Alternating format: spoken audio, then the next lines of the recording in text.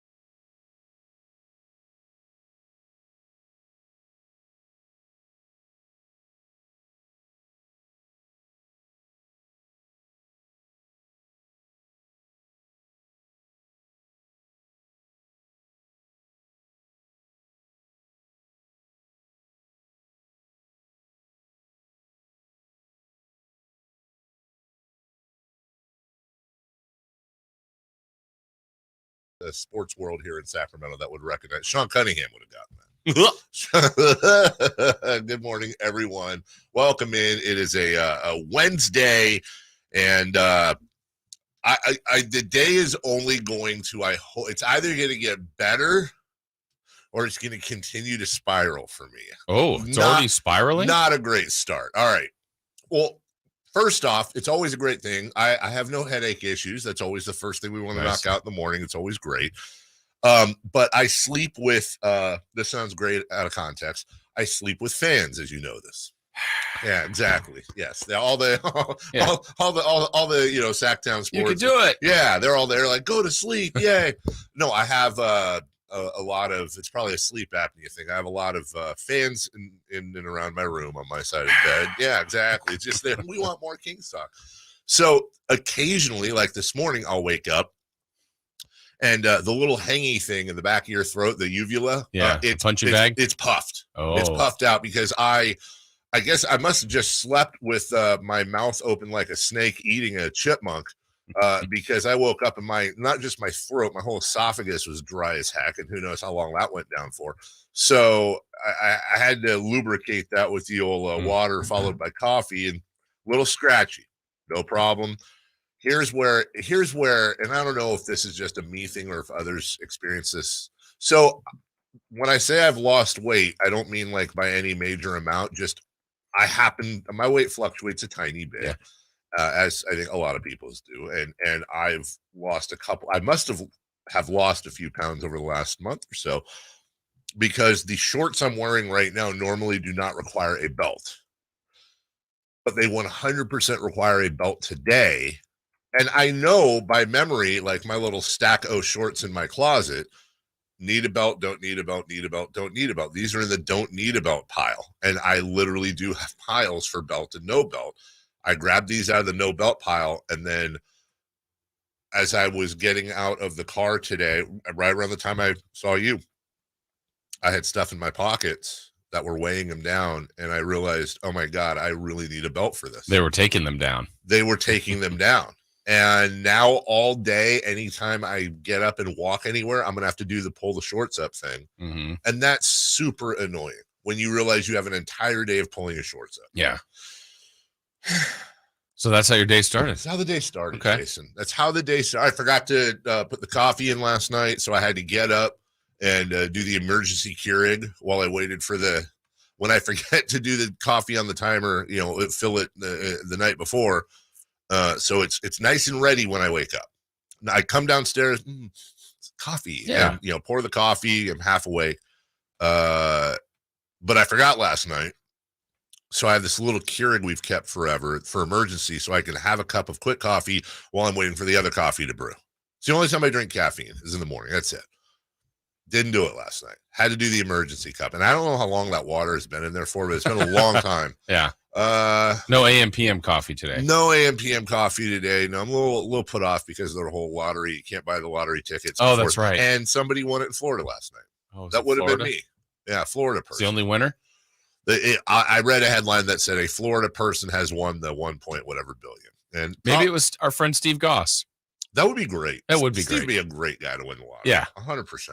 I'd be happy for him. Be 100% happy for him. And then the only other thing going on this morning, and then we'll move on, is obviously because, and 2 days from now I'll be officially older, but as I age, I told you yesterday I was going to IKEA with my wife. Oh, yeah. And thoughts and prayers. And, hour and a half later, a coffee table, a throw rug, a thing to put spatulas in. Of course. We went there for a very specific Well, thing. it was the coffee table and the throw rug. Yes, but then we ended up looking at, we might need, let's look it over. Oh my gosh, look at that. And everything's named like Spernderdy. I don't know how to pronounce them, but they're all IKEA-ish. I think it's Swedish. Norwegian? Yeah, I don't know. Sure. Swedish. Thank you, Kyle. Kyle in today for Jay Mars. Will be there in the afternoon. And so we're rolling around, and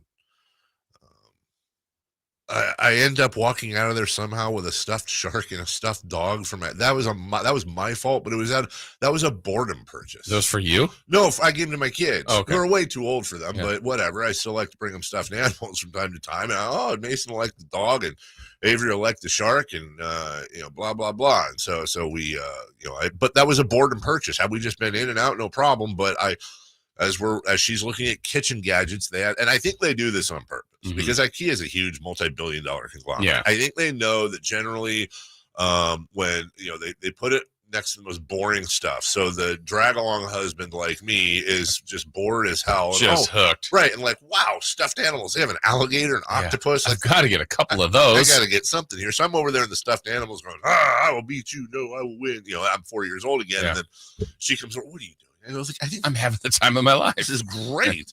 So, and then you have to go after you get the stuff. You have to go pick it up in the warehouse and drag it out in your shopping cart. Well, we got this coffee table, right? It's a fine it's a normal coffee table, right? That apparently weighs 755 pounds. So, and of course me, loading it into the car. And she's like, do you need help? No. Kind of. I kind of did. Not gonna lie, man. This morning I'm like, oh God. Did you assemble it and everything? Oh God, no. Oh. No. That's I'm not gonna lie, because I never do. So Katie is at her little family ranch this weekend, and she's coming down, and some friends. We're going up for the day after my birthday. We're going up to the little mountain place and just gonna hang out for that. Nice. Knowing Katie's coming back and will be up there probably fueled my intentions to go to IKEA, because the thing with Katie is that if you it's like a doggy with a treat. If you show Katie something to assemble, she has to do it. Yeah. She enjoys assembling it. I hate it. Most normal people hate it. Katie looks at it as like a life challenge, and she's really good at it, by the way. So I'm just going to I'm not even going to ask her. I'm telling you. She's going to have it out. And I will have it out. I'll have it leaning against the current. They don't have a coffee table. There's a trunk there that holds blankets in the middle of the living room. So I'm just going to balance it against it And then at some point, I'll just wait. And I guarantee you within 20 minutes of being in the house, hey, what's that? Oh, that's a coffee table I'm going to put together. Melissa and I are going to put together next week, that we got from IKEA. Well, why? Let's surprise her. Let's do it right now. No. I don't want you to do that. We're having fun. I don't want you to do that. Yeah. No, this is fun for me. Where are your tools? And then, okay. But if I'm being honest. Will you be helping or will she do it all? She doesn't let me help. Oh. Well, here's how I help. I show her the instructions and then I hand her tools. Or I hold a screw. Perfect for you. That's it. Yeah. Which is And for her. 100%. Yeah. Like any good teammate, she understands my strengths and weaknesses and understands that they're pretty much all weaknesses. And she fills in the other side and she's in charge. And you know what? There's no ego. Yeah. Doesn't matter. It's not, I'm comfortable with my manhood. The table legs won't be backwards. The table legs will 100. It will be perfect. Yeah. It will be great. And by the way, if the table legs were backwards for some reason, if she made a mistake, unlike me, she would disassemble the entire thing and redo it again. So, anyways. Well, good luck with that. That's good. Thank you very much. Daniel Tate on the YouTube chat. We don't get a lot of these anymore, by the way, but Daniel would like some sports talk. Oh, yes. Well, we have a 4-hour show. We do have a 4-hour show. Daniel, you must be new. Think of the first segment as, it's a couple of things. First off, it's radio calisthenics. We're all just doing these are jumping jacks. We're getting our brains ready to go. And B, I'm not a well person. And part of this job for me is therapy. And this is where I get most of the dumb stuff out. So later on, when we're in the middle of Niners at 9, I'm not like, hey, I saw this fly the other day. Like, you know what I'm saying? Yeah. This is just, think of it like a tick. This is my tick. I get 12 minutes out of 4 hours to screw around. And here we are. So also sports. Yeah. There's sports in the world. Yes. How was your night? We're going to talk about all of them. How was your night, Jason, with 30 seconds left in the segment after I've talked completely about myself? Great. We have a big show today. Hard Knocks is back, and one of us watched it. One of us watched the whole thing and has a full review. Who did, though? You don't know. Was it me? Was it Jason? I have no idea. So we'll talk about that. Aaron Rodgers and Hard Knocks. We will look a little bit at the Kings and what they've got going on in the future. More football previews as well. And a new signing.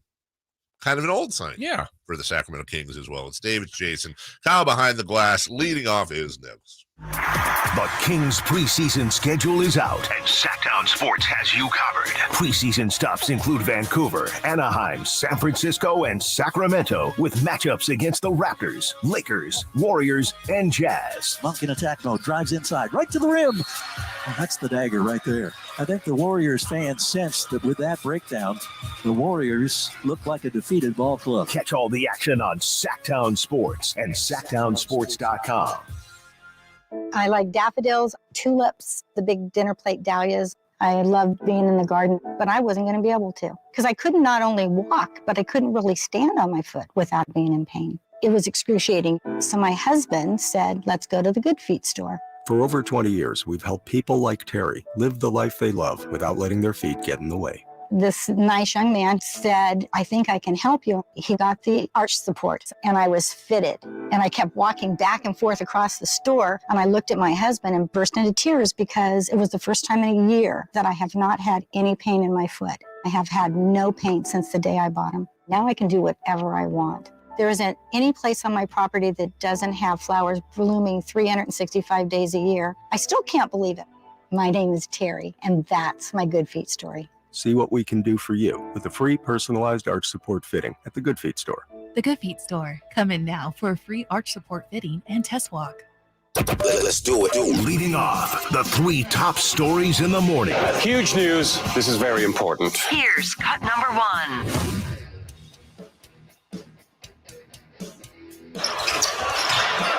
Neemias Queta. Oh, rebound. That's Neemias Queta. Listed as 7 feet. Queta. Run a lot of offense through him. Banging with Cabangelli. To the left-handed, good. Neemias Queta. Neemias Queta. gets a real contract. Yeah, it is. This time it's for real. This time it is for real. Good for him. 1-year deal. Good for him. He is very well liked, very well regarded, and obviously has the physical tools to be a player in this league. And I'm, by the way, I'm not implying as on the mental tools. What I'm saying is he's going to have to put everything together in an NBA fashion to, what are we in, his third season now? And we've talked about this before. It takes big men a long time to develop a lot of times. And Kings fans know too well, Hassan Whiteside, for example, had to go from, the Kings, washed out with them, and ends up in Lebanon playing in that league, and then eventually comes back and became a very good player in the NBA, made a lot of money here. And I'm not here to say Neemias Queta is going to be the same, but his work ethic is very much celebrated amongst coaches and players. And they see something in him. So I think this is, I know this is a huge year for him, and the Kings have rewarded a lot of that with making a commitment to him. Yeah, this is a good story. You like these feel-good stories. Like, he's worked hard, runner-up last year in the G League for MVP. So he did his work there.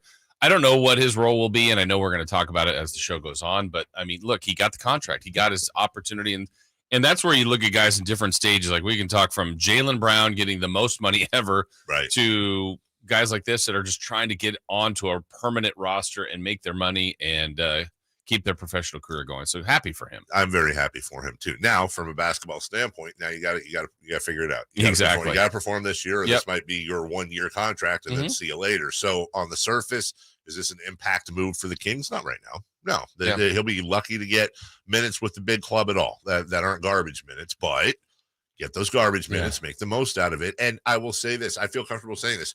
This has the potential to be a very good move for the Kings and add more depth, more legit NBA depth to that big man position. Exactly. But you gotta put up or shut up there, and pressure's on Neemias Queta now, but good that he's getting the opportunity. Number 2.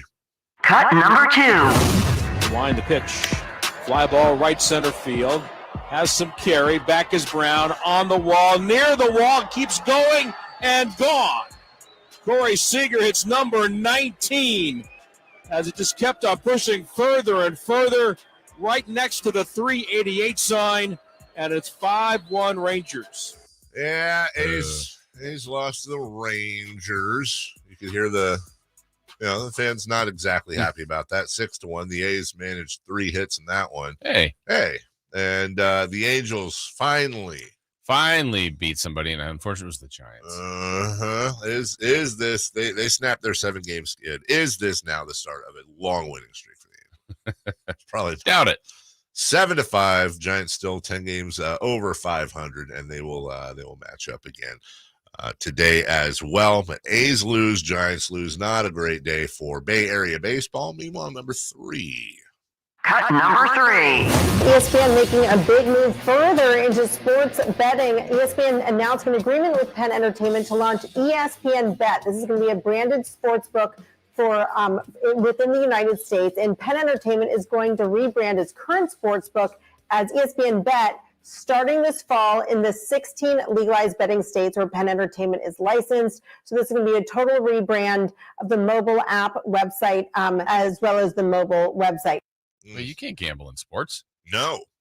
Or you can, because there's money to be made. There's a lot to unpack from this. In fact, Jay let the cat out of the bag that Kelly Brothers will be joining us here in about a month on a weekly basis to talk sports business. It's a business. It really is. Lot to unpack here. Number 1, you now have the biggest giant in sports news / journalism now hand in hand with a gambling company to basically combine the two into what could possibly go wrong with that? And they already have dipped their toe, beyond dipping their toe, into having shows dedicated to trends, gaming, whatever that might be, betting lines, basically. Sean Sharania had an issue because he's got a FanDuel partnership, and Shams Charania reporting something can absolutely move a needle here, there, and everywhere. It'll be very interesting with ESPN what sort of prop bets they do or don't take in, because Adrian Wojnarowski, who works for them, who is arguably more influential, I think most would say, than Shams Charania, can, for example, the betting lines on who's going to go first in the NBA draft. Right. Adrian puts out, well, sources say that Freddie Smith is really moving up. Yep, exactly. Yeah. You can literally control betting markets. I don't like it. I think anything news, journalism, whatever, and I say, journalism with a capital J, should be separate, but we're just marrying everything. The college football is blowing up. Everyone's getting paid. We're betting all over. The betting is all of a sudden now okay. Well, it's kind of that's it. I think it's the hypocrisy of trying in some circles, some areas. Look, this is, I think, legal in 16 states. Yeah. So in some areas, it's like, we're all in. Let's do it. We can bet on everything. It's allowed everywhere. And at some point, I think it's going to be at all stadiums. It's not there yet. And then other places, no, we want to keep our sports pure. That's right. It's like it's exactly what the college football analogy is trying to say. These are just student athletes. Yeah. It's a business. And we're treating them like some one way, others like, we got to protect these student athletes. No, they're not. No. So in this case, like, are we trying to protect the integrity of the sport? And I don't know that it's losing integrity by having gambling, but it can. It can. And I think it will. Yeah. And you're going to ruin a lot of families. You're going to, but here's the thing. But they're going to keep doing it because there's a ton of money to be made. There's a ton of money to be made. And for me, there is no logical argument against sports betting. Mm-hmm. There just isn't, because you and I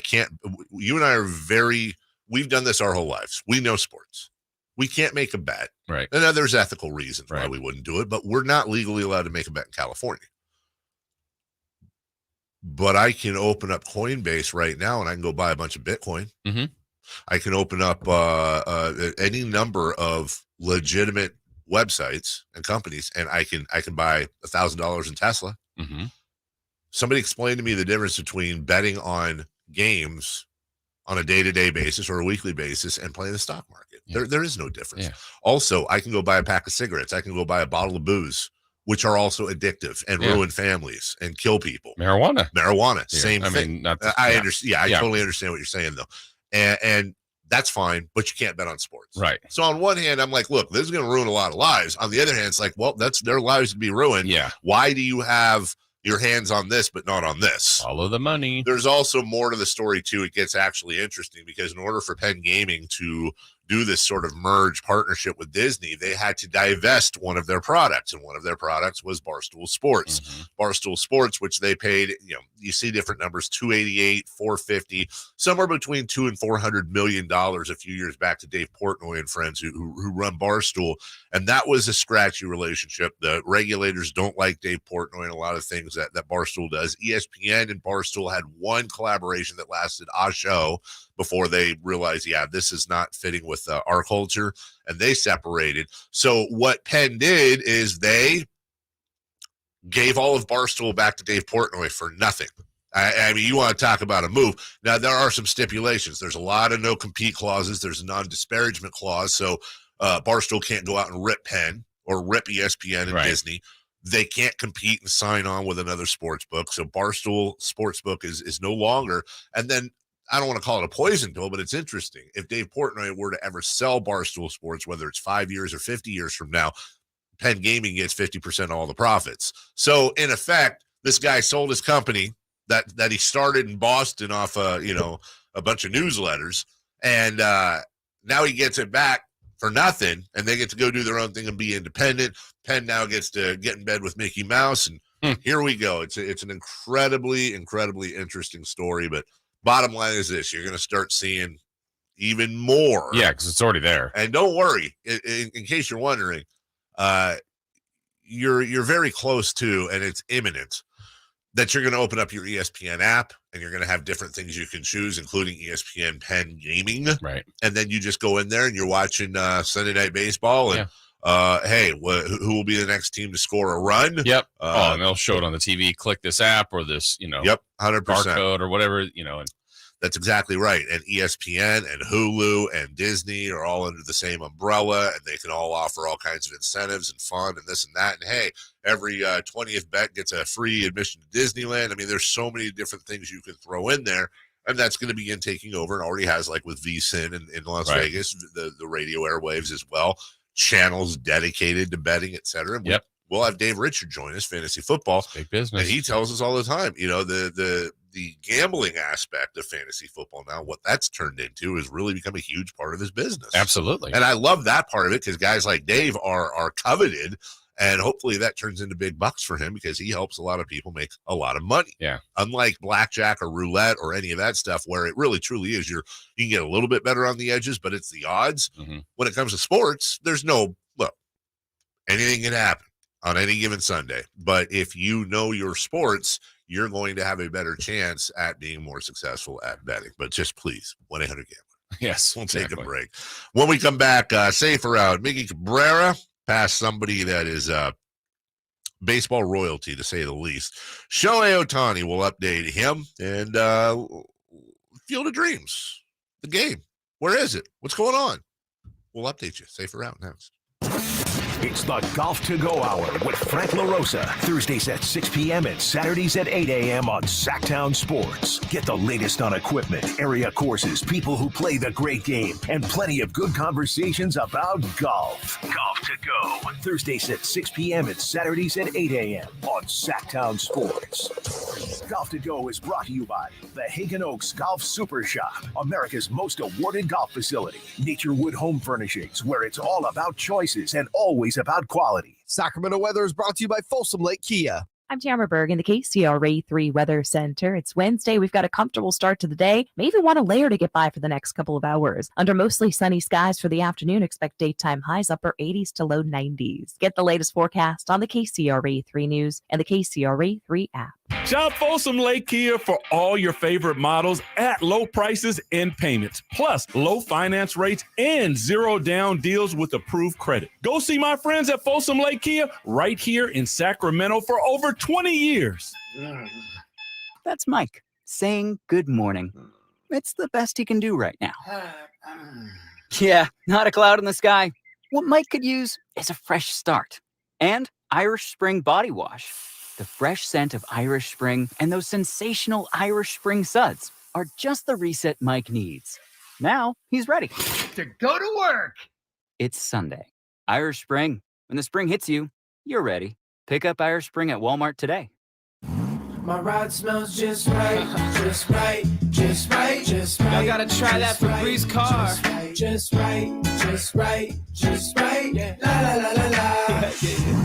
With up to 40 days of consistency on low Febreze car clips right on your vent. You know my car's my happy place. Keep that smile on my face. When it smells just right, just right, just right. Yeah. Breathe happy Febreze. La la la la. Guys, did you know your testosterone affects everything in your system, including how you feel and perform every day? Right now, Revive Men's Health Sacramento will check your testosterone for free. Knowing your T levels is the first step in understanding if you have low T. Your testosterone level impacts your energy, libido, sleep, weight, hair loss, mood, and even ED.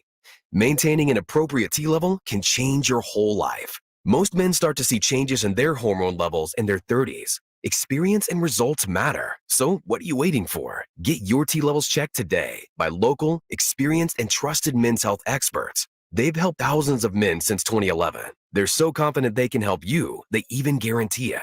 Call Revive today and schedule your free testosterone test, free exam, and free consultation. Call Revive Men's Health at 916-277-8599. That's 916-277-8599. Or visit ReviveMen'sHealth.com.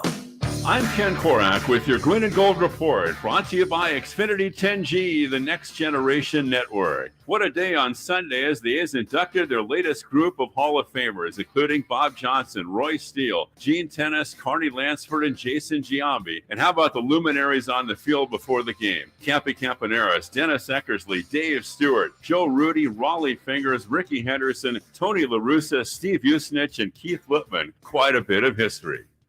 Ken Korak here, introducing you to the Xfinity 10G network. Xfinity is undergoing a multi-year network evolution, giving you a powerful connection today while building toward a faster, more reliable tomorrow. The Xfinity 10G network gives you the fastest internet with even faster speeds rolling out all the time. You also get a consistent and reliable connection when everyone's online, even during peak hours. That's a home run. If you want to learn more, go online at xfinity.com/10G.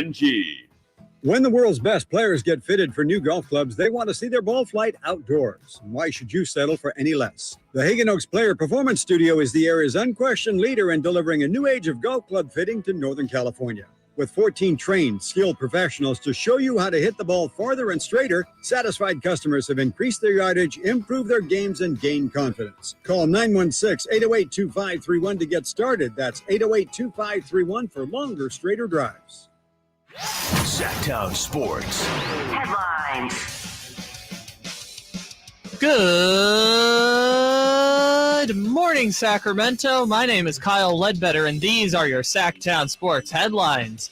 The Sacramento Kings have signed Stockton Kings star Neemias Queta to a standard NBA contract. Last season, Queta finished second place for the 2023 G League MVP, averaging 17.7 points, 8.7 rebounds, 1.9 blocks per game, and shooting a G League high 68.5% from the field. Queta will be the 15th NBA contract the Kings have signed for 2024 and will be part of the backup center rotation alongside Trey Lyles, Alex Len, and Nerlens Noel. Last night, the Los Angeles Angels ended their 7-game losing streak with a 7-5 win against the San Francisco Giants. Meanwhile, the Oakland Athletics lost 6-1 against the Texas Rangers. Those are your headlines. It's time for Safe or Out. Safe or out. It's time to go around baseball. 3 pitches, 3 swings. It's Safe or Out on the Carmichael Dave Show with Jason Ross. The official start of the preseason for NFL football began last night on HBO with Hard Knocks. And dare I say, you might hear this in one of these clips, I guess he's now the heir apparent to John Facenda, Liev Schreiber, who narrates those Hard Knocks, and is one of the most fascinating case studies to me because he's a very popular actor. Ray Donovan, he was Wolverine's brother in that one movie. He's had a very long, distinguished career, and just does not sound the same when you see him doing an interview or whatever to where he's narrating. It's a completely different voice. And Aaron Rodgers took quite the he's a fanboy. And that was a big part of the first episode. We'll get into that at 6:43. Right now, Jay doing afternoons today. Here's Kyle Ledbetter. Safe or out? Safe or out? First off, fellas, Miguel Cabrera passed San Diego legend Tony Gwynn and tied Robin Yount last night with his 3,142nd career hit. Safe or out, Miguel Cabrera is the greatest hitter of the last 20 seasons. Yeah, I mean, you're talking about, here's the funny thing about Miguel Cabrera. Isn't it weird that, a lot of people forget he's a Triple Crown guy? Yeah. One of the very few that have ever done it. Ever. It's like if Miguel Cabrera hit 401. We always talk about Ted Williams' 406. Yeah. And that's a record that may never be, we're talking about Luis Arias. Yeah. And then it happens, and you're like, it's weird how that goes on. Like when Russ Westbrook averaged a triple-double for the first time since it's awesome. And then James Harden did it a year later or whatever. Now it's or Westbrook did it 3 times in a row, and the next 2 was who cares? Yeah, who cares? What? This is incredible. Are you trying? Yeah, there was all this space in between. And this is an unbreakable record, and he's done it 3 in a row now. Same thing with Miggy Cabrera. He won the Triple Crown. And I honest to God think probably 30% of baseball fans may or may not hey, who was the last guy to hit for the Triple Crown? Right. And in my mind, the first guy I think of is Carl Yastrzemski because that was the guy that last did it. And that was 67, I think, 68, something like that, all the way up to Miggy Cabrera. I think, when you combine all that, you combine all of his benchmarks that he's hit. Now, look. If I got to take a hitter in their prime for 5 years, I'm taking Barry Bonds, and I'm not looking back. Right. But Barry Bonds has a stain on him. Miggy Cabrera doesn't, so I'd say safe. Yeah, I mean, if you're I'm thinking 20 years, and you're going like Pujols, who has as many hits and more home run. I don't know. It is such a difficult one. Point is, he needs to be acknowledged for his greatness, and I think he will. He'll be a Hall of Famer, all that kind of stuff. But I feel like Pujols maybe got more of the. He had also such a significant final season. It just seemed like Pujols was chasing, significant numbers and got there at the end. But Cabrera, and part of it is who he's playing for. It's just kind of going to go out with a whimper, I think. But he's had an incredible career. 307 lifetime, busted 500 home runs, 3,142 hits. Incredible. He's coming out, 1,864 RBI. Miguel Cabrera is quite simply one of the greatest hitters to ever play baseball. Yeah. He's 40 years old. My guess is this is his last season. Yeah. He's hitting 255 and barely getting in there. Bottom line, he is an all-time great. He should be a first ballot Hall of Famer without a blink to it. And I agree with you, Jason. He should be celebrated like any great as they wind down their career in any sport. And you're right. It's almost like Miguel Cabrera is weirdly he's like the higher end of how Adrian Beltre ended his career. And Beltre had an amazing career. Adrian Beltre is one of the greatest third basemen underappreciated. Very underappreciated. And for a guy who hit for the Triple Crown, it's weird, but I think Miguel Cabrera is the same way. So, I'll say safe. Number 2. Safe or out? Speaking of Triple Crown, Shohei Ohtani right now is currently first in home runs in the American League, second in RBIs, and third in batting average. So safe or out, if Shohei actually wins the Triple Crown, the debate on his greatness is over. Well, just to be clear here. Did Whitey switch gears, by the way, officially? I didn't hear. Okay. I didn't. I need to. We need to ask him today. It seemed like he was retreating a little bit. I know the spirit of the question. I don't think there's any debate as to his greatness. Are we asking, is the debate over his place in the pantheon of all-time greats? Yeah, because I mean, when you even use the word debate, there's always a debate, right? Because some are going to say he's the greatest player of all time, most unique. I mean, I don't know that he's the greatest player of all time yet, but I think he's so unique. The problem is there's no comparison. Like we just did Cabrera versus Pujols versus Beltre. I think those are all fair comparisons. Who do we compare Shohei Ohtani to? That's the thing. I think there's no comparison. If we want to couch it and say he's the most unique player of all time, sure. But when you look at the fact that he is also an all-star pitcher, and he's on the verge of winning the Triple Crown, it's not just he'd be an all-star on either side of the ball, and no one's done that since Babe Ruth. And Babe Ruth played in a time where, by the way, a lot of people weren't allowed to play. Yeah. Number 2, competition's crazier now. Number 3, you got guys pitching both games of a doubleheader. It's no disrespect to Babe Ruth. It's a different time. Yeah. Shohei Ohtani, to me, is the greatest baseball player to ever play the game as an entire package. There is nobody there are better hitters, and there are better pitchers. Not a lot. In either category. Not a lot in either category, but when you combine the two, he is the greatest, and sometimes we miss that when we're in the middle of this. One of two things, if not both, are going to happen. Number 1, we're going to tell our grandkids about watching Shohei Ohtani play. Number 2, I hope this is what happens. He's going to spawn a lot more two-way players, I hope.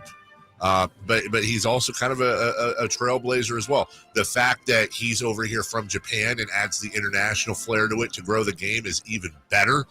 He seems to be a wonderful stand-up person as well.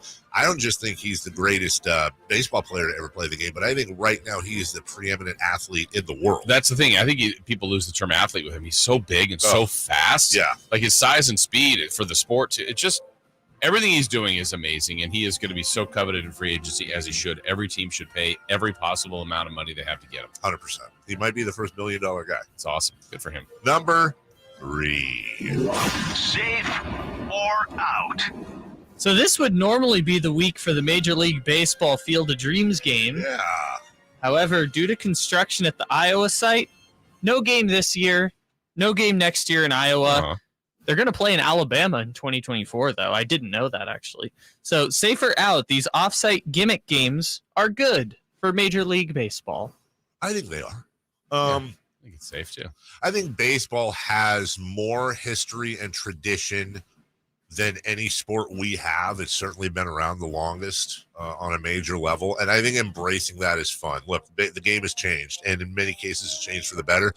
I want to see more throwback jerseys. Yeah. I want to see more wool caps and, the stirrups that go all the way up. Not all the time. I'm just saying to have fun once a year. I mean, the first time they did that with the Yankees and White Sox, and they came walked through the court. I mean, that was amazing. So amazing. And the field just looked incredible. It was fun.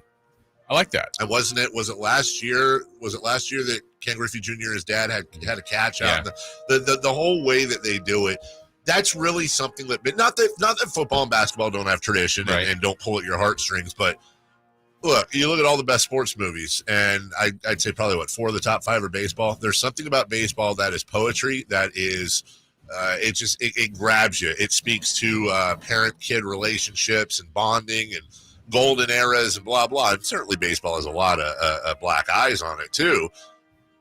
But it has the romance unlike any other sport, I think. And they should embrace that, because that's an arrow they have in their quiver that other sports, they don't have as sharp an arrow. I think it's great. I do think, though, have a little planning, guys. Like, if you do have to reconstruct and do this Iowa thing, okay, fine. Let's go ahead and find an alternate site. Right. Don't just pause it for a couple they missed years. a year, but 100%. Get it together. Get it together. But Rob Manfred's on it. Have him play in Vegas. Yes, exactly. Have him play in Vegas. Do something. Anyways, we'll take a break. When we come back, we will get into Hard Knocks episode 1 last night. If you missed it, we've got some sound for you as well, so you don't have to worry about it. We'll offer you the Cliff Notes. In the meantime, you want to drive on over somewhere, why not do it in a nice spanking new or used Hoblet vehicle? Our good friends at Hoblet are right in the middle of their Make This the Summer Sales Event. Save up to $14,000 off MSRP on new 2023 Ram 1500 Limited, Laramie, and Longhorn.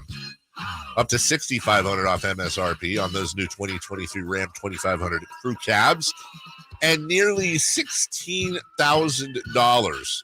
Now, when I say nearly, I'm not doing some weird gimmick. It's actually, you want the exact number? Fine, $15,900.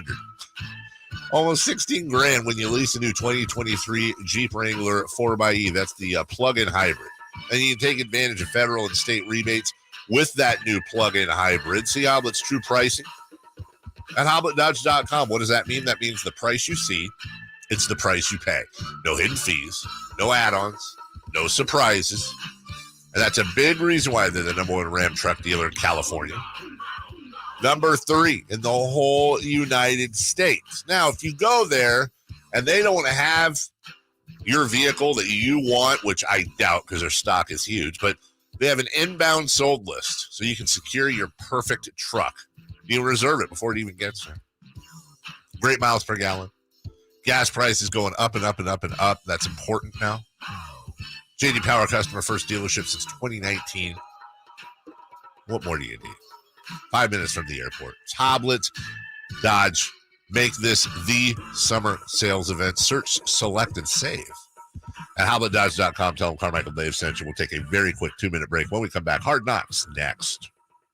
Will Brandon Ayuk emerge as a star in the Bay this season? Now going to throw for the end zone, wide open, Brandon Ayuk. Can Fred Warner lead the Niners defense to another deep playoff run? And Fred Warner with the INT. Pick City, baby. Will Brock Purdy hold on to his starting quarterback job? Purdy going to drop back to pass, try to run forward and go to the end zone standing. Down and Purdy, baby. Tune into Niners at 9 every day on the Carmichael Dave Show with Jason Ross. On Sactown Sports and SactownSports.com. Ready for a sizzling football season? Take your game day parties to the next level with Napoleon Prestige Grills from Green Acres Nursery and Supply. Fire up the grill and score big with mouth-watering burgers, juicy steaks, and finger-licking wings. Napoleon Prestige Grills bring the heat and come complete with a lifetime warranty. Get your ultimate game day companion today. Visit your local Green Acres Nursery and Supply and elevate your tailgate experience with Napoleon Prestige Grills. Green Acres Nursery and Supply, your one-stop shop for grilling greatness this football season. Visit idategreenacres.com for the store near you. Game on! At Grainger, we're for the ones who pay attention to every little detail. The ones who fuss, tinker, and sweat the small stuff. Because you know the tiniest thing can make the biggest difference when it comes to keeping business moving. We get it. We're the same way. offering access to product experts to help you quickly and easily find what you need. So whatever your industry, you know you're always getting professional-grade products. Call, click Grainger.com, or just stop by. Grainger, for the ones who get it done. If your passion is bass fishing, only one radio show has the action, information, and excitement of your favorite outdoor sport. Ultimate Bass, hosted by Tournament Bass Pro and California Outdoor Hall of Famer Kent Brown, takes you live to where the fish are biting every Saturday morning. Only Ultimate Bass feeds your passion with the latest news, products, tips, and advice from the pros. Ultimate Bass with Kent Brown, Saturday mornings at 5 a.m. on Sactown Sports 1140, part of SEP's Saturday Morning Outdoors. Want the best movie experience in town? Join Sactown Sports' IMAX Pass by visiting SactownSports.com and sign up today. You can win tickets to see this week's film at the Esquire IMAX Theater.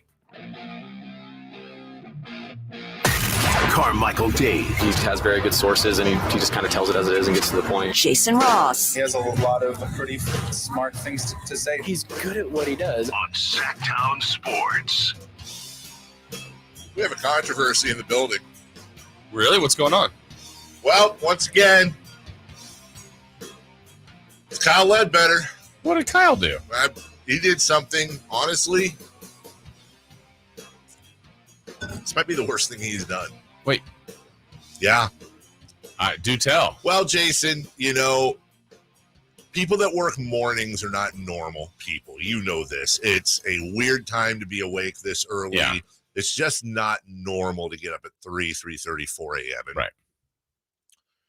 One of the things that helps you is structure, habit, repetitive things. It's a structure that keeps you sane as you go through the day. Yeah. Now, what's going to save Kyle here is I'm fairly sure, I would bet money, 1-800-GAMBLER, that this was not malicious. Oh, from Kyle, yeah, I can't imagine anything being malicious. He's not a malicious guy. Right. He's a good guy.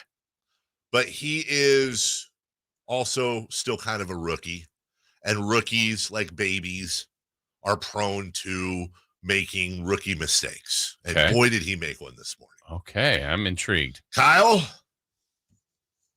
Hi. You're aware of our friends down the hall, Pat, Tom, and Cody, Marconi Award winners. Yes, They've been here legends.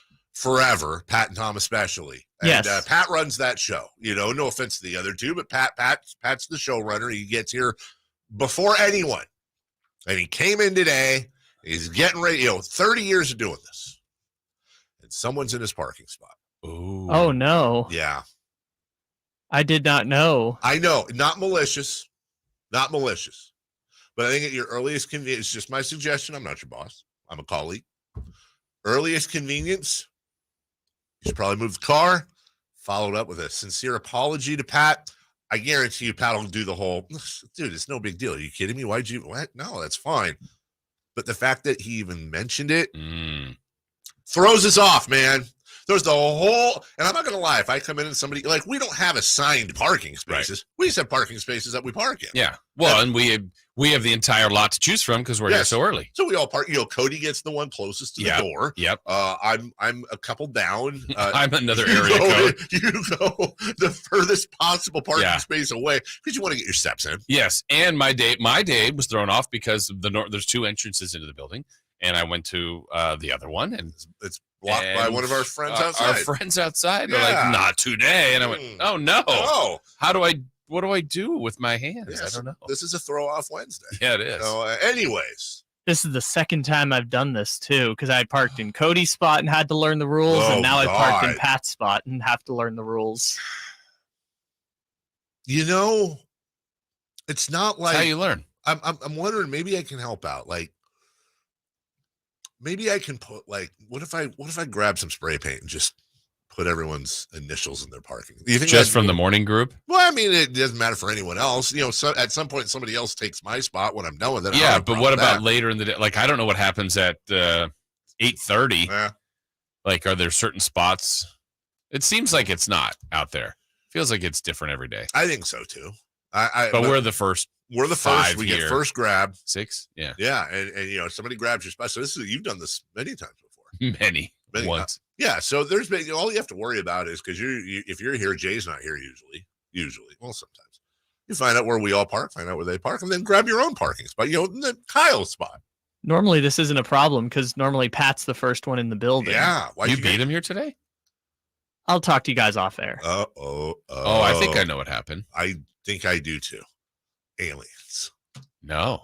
Yeah. Okay. Well, apparently that's an off-air thing now. Okay. Now it's serious. Anyways, just wanted to inform you that you did a terrible thing. All right. So, Hard Knocks last night. I had low expectations.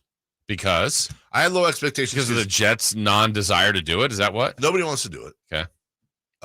Robert Saleh, I was not entirely convinced that he was going to be a fun guy to watch. Like, knew him as the DC for the Niners, and super awesome dude. Just not sure if he's TV. He ain't Rex Ryan. You know what I'm saying? Yeah. Where say what Let's you go want get us. Right. Rex was TV gold because he was such a goofball.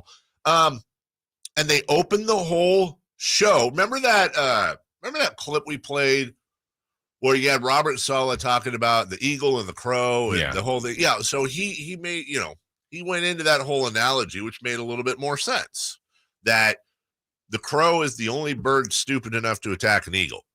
And the eagle, rather than fight the crow, just goes, okay. And the eagle flies up to an altitude that it can still breathe in, but the crow passes out and falls to the ground and dies.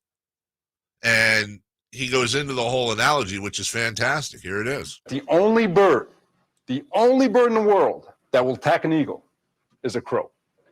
It will perch on the eagle's back and peck at its neck. So rather than fight back and tearing a crow to pieces like it can, the eagle spreads its wings and it soars as high as it possibly can. It keeps going and going as high as it can. And the higher the eagle flies, the harder it is for the crow to breathe. Eventually, the crow suffocates, falls back down to earth, and dies.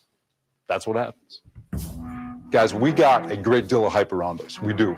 All kinds of expectations. And with great expectations, we know that there's going to be a whole lot of people, a whole lot of crows expecting us to fall on our face.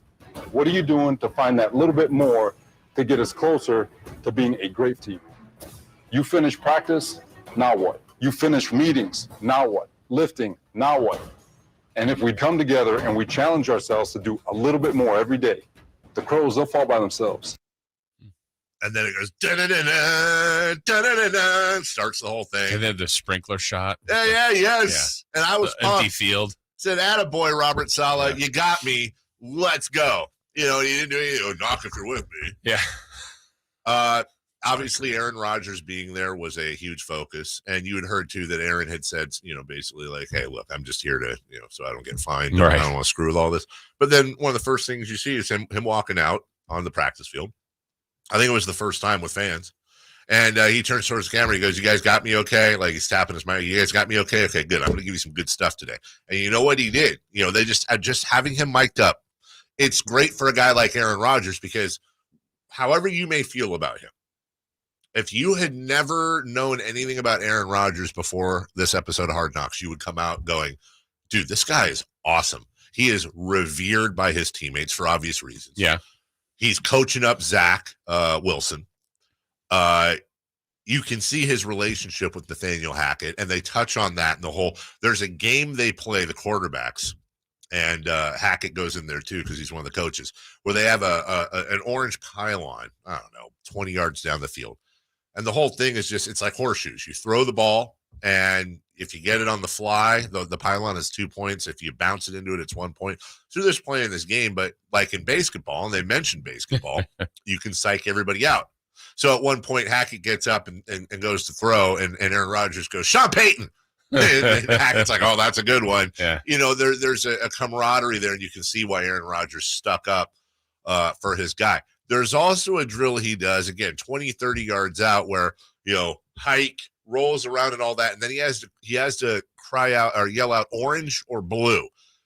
And it's this net, like those nets the return that you pitch to in baseball. Yeah. And it's got a orange square and a blue square that are just big enough to fit a football.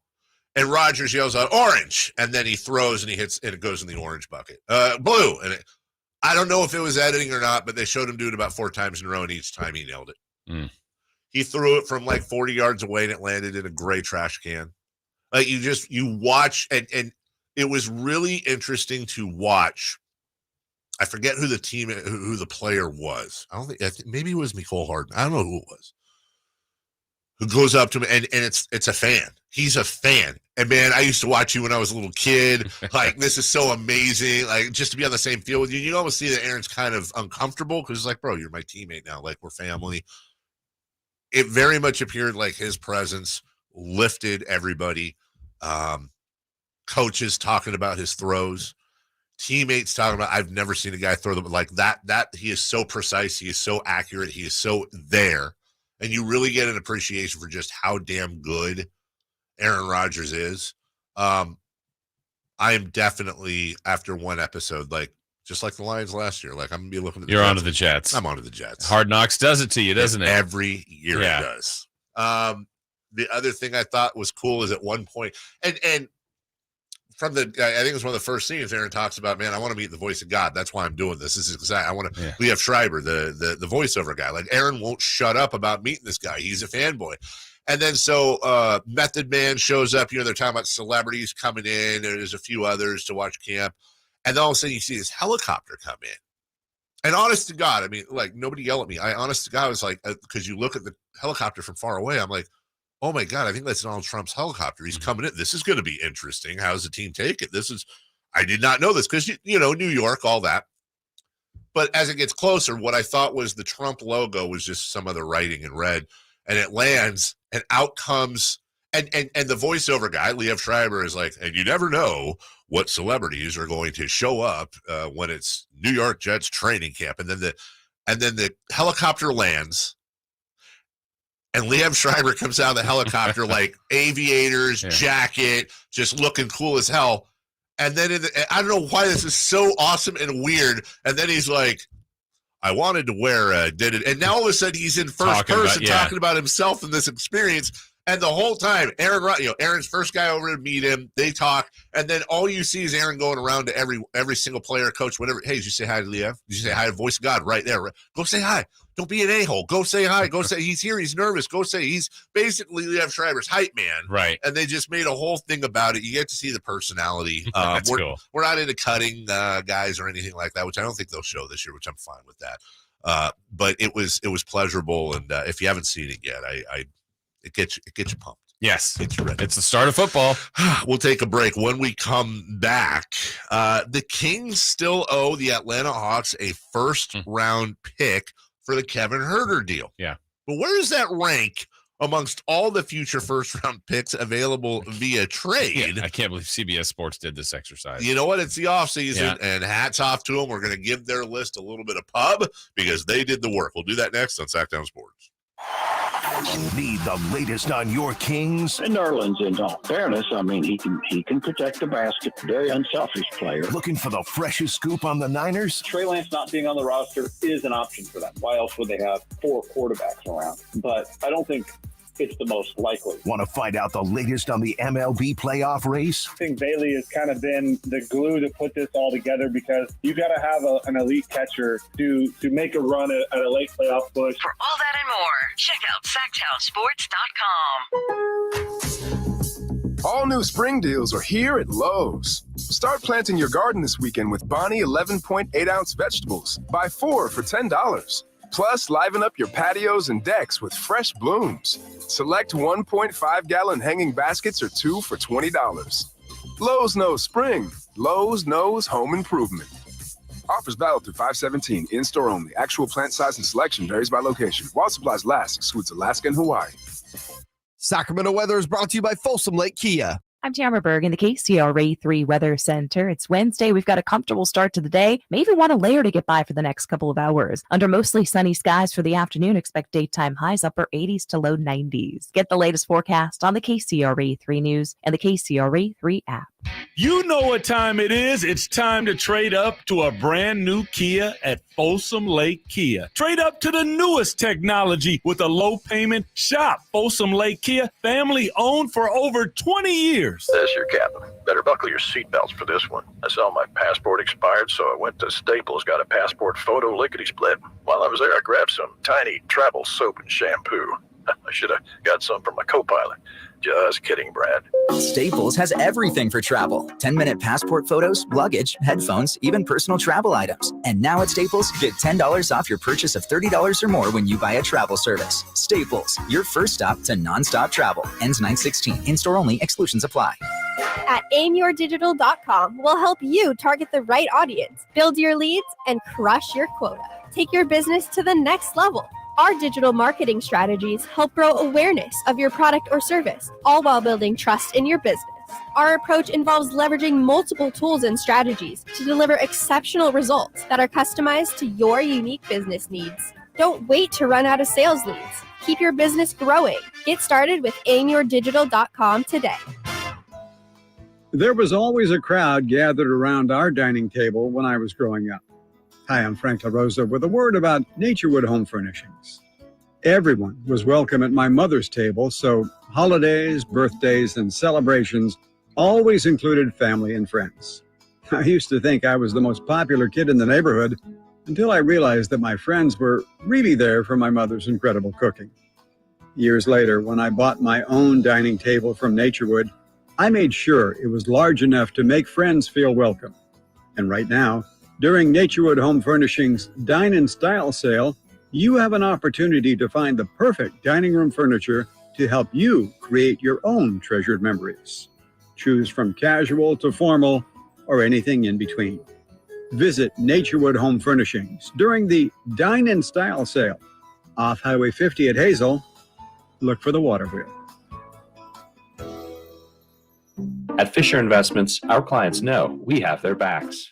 How do your clients know that? Because Fisher Investments is a fiduciary, the highest standard for a financial advisor. It means we're there for our clients and always put their interests first. So wait, you do it because you have to? No, we do it because it's the right thing to do. Our clients trust us with their retirement savings, and we know how important that responsibility is. So we take the time to really get to know them. Get to know them how? We make sure we understand their unique goals, finances, health, family, and lifestyle so we can tailor their portfolio to their specific needs. Our goal is to help them achieve a comfortable retirement. Sounds like a big responsibility. You must make big commissions then, right? No, we don't sell commission-based products. We have one single transparent fee that's structured so we do better when our clients do better. Visit FisherInvestments.com to find out why investors like you are switching to us. Fisher Investments. Clearly different money management. Investing in securities involves the risk of loss.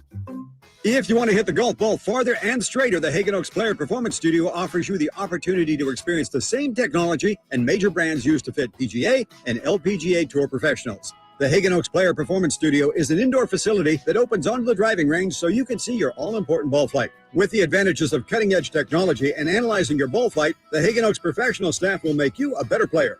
Hagen Oaks Player Performance Studio, Fulton Avenue at Cap City Freeway, or call 916-808-2531. That's 808-2531 for longer, straighter drives. KHTK-AM Sacramento, KYMX HD2 Sacramento. From the Power Business Technology Toshiba Studios, your flagship station for the Beam Team. Should we light the beam? Light the beam, baby. Sactown Sports. Sactown Sports. Headlines. Good morning, Sacramento. My name is Kyle Ledbetter, and these are your Sactown Sports headlines. The Sacramento Kings have signed Stockton Kings star Neemias Queta to a standard NBA contract. Last season, Queta finished second place for the 2023 G League MVP, averaging 17.7 points, 8.7 rebounds, 1.9 blocks per game, and shooting a G League high 68.5% from the field. Queta will be the 15th NBA contract the Kings have signed for 2024, and will be part of the Kings' backup center rotation, along with Trey Lyles, Alex Len, and Nerlens Noel. Last night, the Los Angeles Angels ended their 7-game losing streak with a 7-5 win against the San Francisco Giants. Meanwhile, the Oakland Athletics lost again to the Texas Rangers with a score of 6-1. Those are your headlines. Let's return to the Carmichael Dave Show with Jason Ross. The Carmichael Dave Show. He's on the microphone when he's not on the microphone. He's playing a song, and when he's not playing a song, he's on the microphone, and then boom. With Jason Ross. No, he didn't. Yes, he did. Call or text at 916-339-1140. It's the Carmichael Dave Show with Jason Ross on Sactown Sports.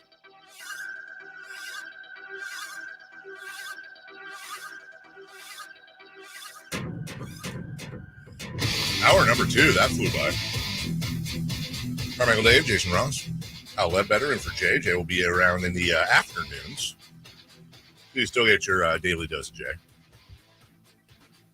Waddy and Watkins, as always, will come in for birthdays and all that fun stuff. And, that's right. I'm going to miss Friday Fun and Games. You are this week. That's unfortunate. Well, it's because of your birthday. Yeah, it's because of my birthday. You have a... It's actually Friday, or is it Saturday? It is Friday. Yeah. The 11th. Happy birthday. Hey, thanks. Yeah, you're not there. You're nowhere near there yet, Kyle. But at some point, believe it or not, you will get to a point where you're like, I don't want any more. I mean, I obviously want all of them, but I'd be cool. You don't want the numbers attached to them. I don't. Honestly, I might be there. What are you, 22? Yeah. I'm not a big birthday person. What is the sweet spot? I would say it's like 28. Like if you could just stay the same age for your whole life, I feel like it's somewhere in the late 20s. Yeah. Like I was I was a moron. I'm still a moron, but the idea that you're a grown adult at 22 is hilarious. Like, no, I wasn't an adult till I think, I don't want to put it around for me personally, my experience here. I did not become an adult until I had a kid. Like I just didn't. That's a lot of benchmarks for people. And that doesn't mean that if you don't have kids, you're never an adult. I'm just saying that's what grew me up. Yeah. When I had some crying, crapping, ding dong little baby relying on me. And that was just me. That was right. I mean, it's a weird thing to have a human being rely on you to do things. I'm like, I'm an idiot. Right. What am I supposed to do? What do I do? Where's the handbook? Yeah. There isn't one. Anyways. So, you got a few more, Kyle. It's okay. The Sacramento Kings still owe a pick. Yes. To the Hawks. They're currently 56. And shout out to, let's see, is this a stat? Nope, Sam Quinn. Good for Sam. I almost want to bring Sam Quinn on the show just to say, dude, you know what? I don't even want to talk about it. Just good for you. This is an interesting little thing you did. Yeah.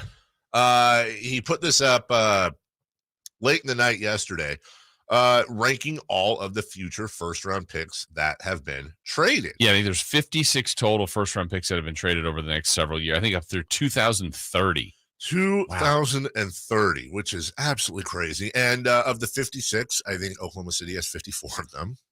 If you're wondering, let's just skip to the end of the page here for a second. The Sacramento Kings pick ranks 45th out of 56. Okay. And that's a good thing then for the Kings. That is a good thing. Meaning it's not that great of a, it's still a first round pick for the Hawks. If the Kings have a similar year like they did a year ago, they're giving them like a 20-something pick. The Kings picked 24th last year. The protections 1 through 14, 1 through 12, and then 1 through 10. The Kings could slip, but the idea that they would have, I guess this year it's just 12 and above. I think the first year was 1. Oh, no, the protections start this year. I apologize. So basically, if the Kings were to pick 15th or above, if the Kings finish in the top half basically of the league, that first round pick this year will be sent over to Atlanta, which weirdly enough would mean that the Kings for 2 years in a row will not use a first round pick, as they traded their first round pick again this year as well. That's a good thing in a weird way, because that means generally this isn't like the JJ Hickson trade that many will remember with Portland that hung over our heads forever. This is a good thing because they're finishing too high. They don't really need it. Yeah. And they got a quality player in return, a guy that's been starting for them last year, and I would think will start again this year, and Kevin Huerter. According to this article, although there is room for slippage, they say because the Kings were very healthy last season, which I still have an issue with that narrative. Like they were. Yes, they were. Regular season for sure. But also their top 5 MVP guy had a broken hand all year, and then Fox broke his hand. Anyways, it's fine.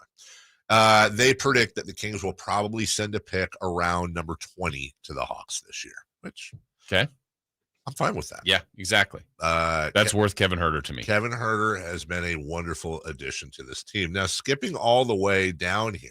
Yeah, the way I read some of this, the way they basically did it, the team that's near the top of this list it's basically Phoenix's picks that they're giving up for Durant and Beal, because when those guys will be done, it lines up when those top picks will be, and they're, forecasting that Phoenix will be retooling, and those picks might be worth a lot. The number 1 pick, the Suns, and that pick goes to the Nets in 2029.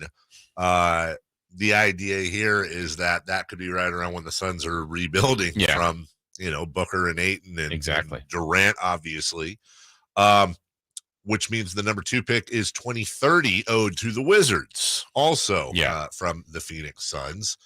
But then the Mavericks have the 3rd and 4th spots in 29 and 30. And you can see kind of where they're going here, which the further out with these good teams, they're timing that they will be rebuilding. Will Luka still be a Mav then? Will Luka still be a Mav? In fact, Tim McMahon reported, they note here that the Mavs are worried about Luka forcing a trade as soon as the summer of 2024. And I believe that. I think it is a coin flip. I think it is literally a coin flip that Luka Doncic will be in Dallas next year. I truly do. I think that's going to be after this season. After this season, I think the Mavs.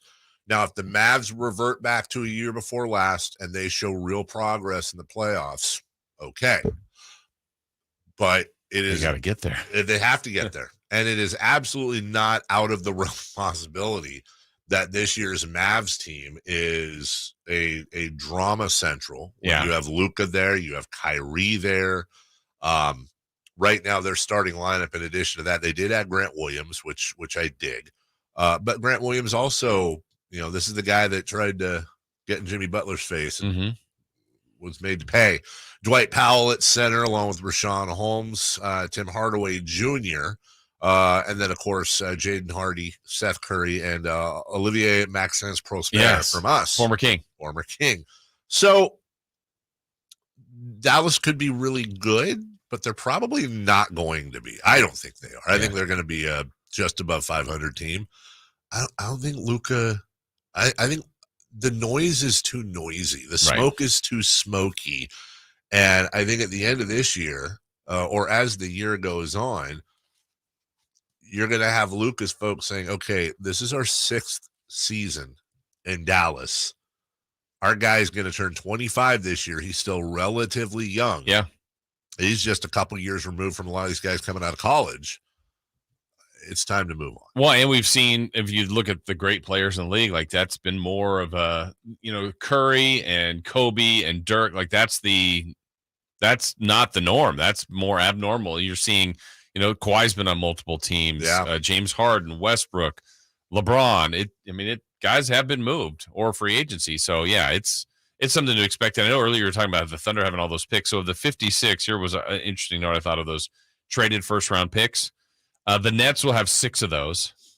The Spurs, 8 of them. Wow. The Jazz, 10, and the Thunder, 11. 11 of them. So those 4 teams basically are controlling the next couple of years of drafts. They really are. And the Jazz, a lot of that from the Gobert trade to Minnesota. The Spurs. Even from Donovan Mitchell, they got some. Yeah.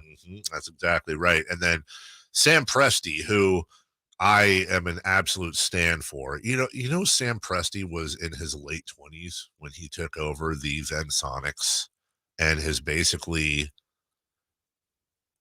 like, at some point, I really want the Thunder to win a championship just to kind of, Sam Presti is everything I thought Sam Hinkie was, and still to a point do. But as we talked about before, at some point, those picks need to turn into things. Yes. But when you look at that, we talked about this before. Shai Gilgeous-Alexander, Chet Holmgren, and Josh Giddey is a pretty darn nice core. Yeah. Now you add in all of those picks. That's going to be a very, very interesting. As you said, they have more control than anyone over drafts, but also there's absolutely no reason. For example, this year, Oklahoma City's, even slightly above 500 coming around the trade deadline, and they're looking to mesh a little bit.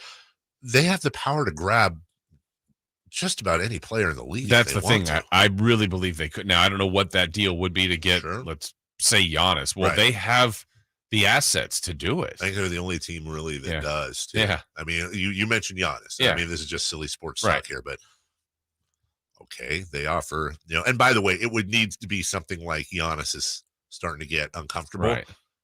Suzanne Presti calls up and says, we'll give you Shai Gilgeous-Alexander and as 5 many picks as you want. Yeah. Milwaukee, it's possible. They're not getting a better deal than that. Right. We'll take a break. When we come back, 3 for Madness, we will talk about Scoot Henderson making a very, very bold claim yesterday. We'll talk about the ever-evolving conferences in college football. And happy birthday to a great, great football legend. Also, not only is that making me feel old, I saw a picture yesterday that is in relation to this guy a little bit that also made me feel incredibly old. I do not feel old, though, when it comes to American Energy Heating and Air. Why? Because I was smart enough last year to have them come out and do a nice little tune-up at my house. Nice tune-up at my house. And you know what? This summer, my air conditioner has been running absolutely flawlessly. It's kind of funny. When something runs correctly, when something is doing what it's supposed to do, you don't notice it. It's kind of like your arm. Your arm's just there, picking up the fork, the spoon, scratching the ear. But if you were to break your arm tomorrow, and I hope you don't, all of a sudden you're going to realize, oh my God, this arm has been such a huge part of my life. It's kind of like your air conditioner. The air conditioner, if it's on, okay, cool. My house is cool. Awesome. That air conditioner breaks.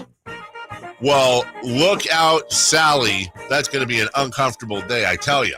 Now it's back to school.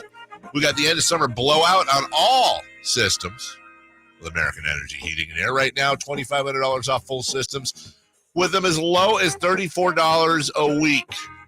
Free Wi-Fi thermostat on high-efficiency units. Offer expires August 30th, so get in now and do business with a company that has an A-plus rating with the Better Business Bureau. Has been making everyone in the greater Sacramento area proud since 1981. American Energy. Go to American Energy Heating and Air, or should I say AmericanEnergyAir.com. Almost did the whole thing there.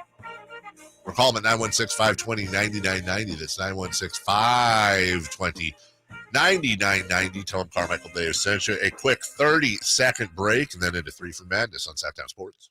Sacramento weather is brought to you by Byers Leaf Guard Gutter System and Roofing. I'm Tamara Berg in the KCRA 3 Weather Center. It's Wednesday. We've got a comfortable start to the day. May even want a layer to get by for the next couple of hours. Under mostly sunny skies for the afternoon, expect daytime highs upper 80s to low 90s. Get the latest forecast on the KCRA 3 News and the KCRA 3 app. Wildfires can easily engulf vulnerable homes. Safeguard yours with the Byers Fire Protection Package. Our one-piece seamless leaf guard gutters, roof shingles, vent covers, and more will help prevent disasters when wildfires hit. Learn more about fire hardening your home at thatsbyers.com. 3 questions, 3 answers.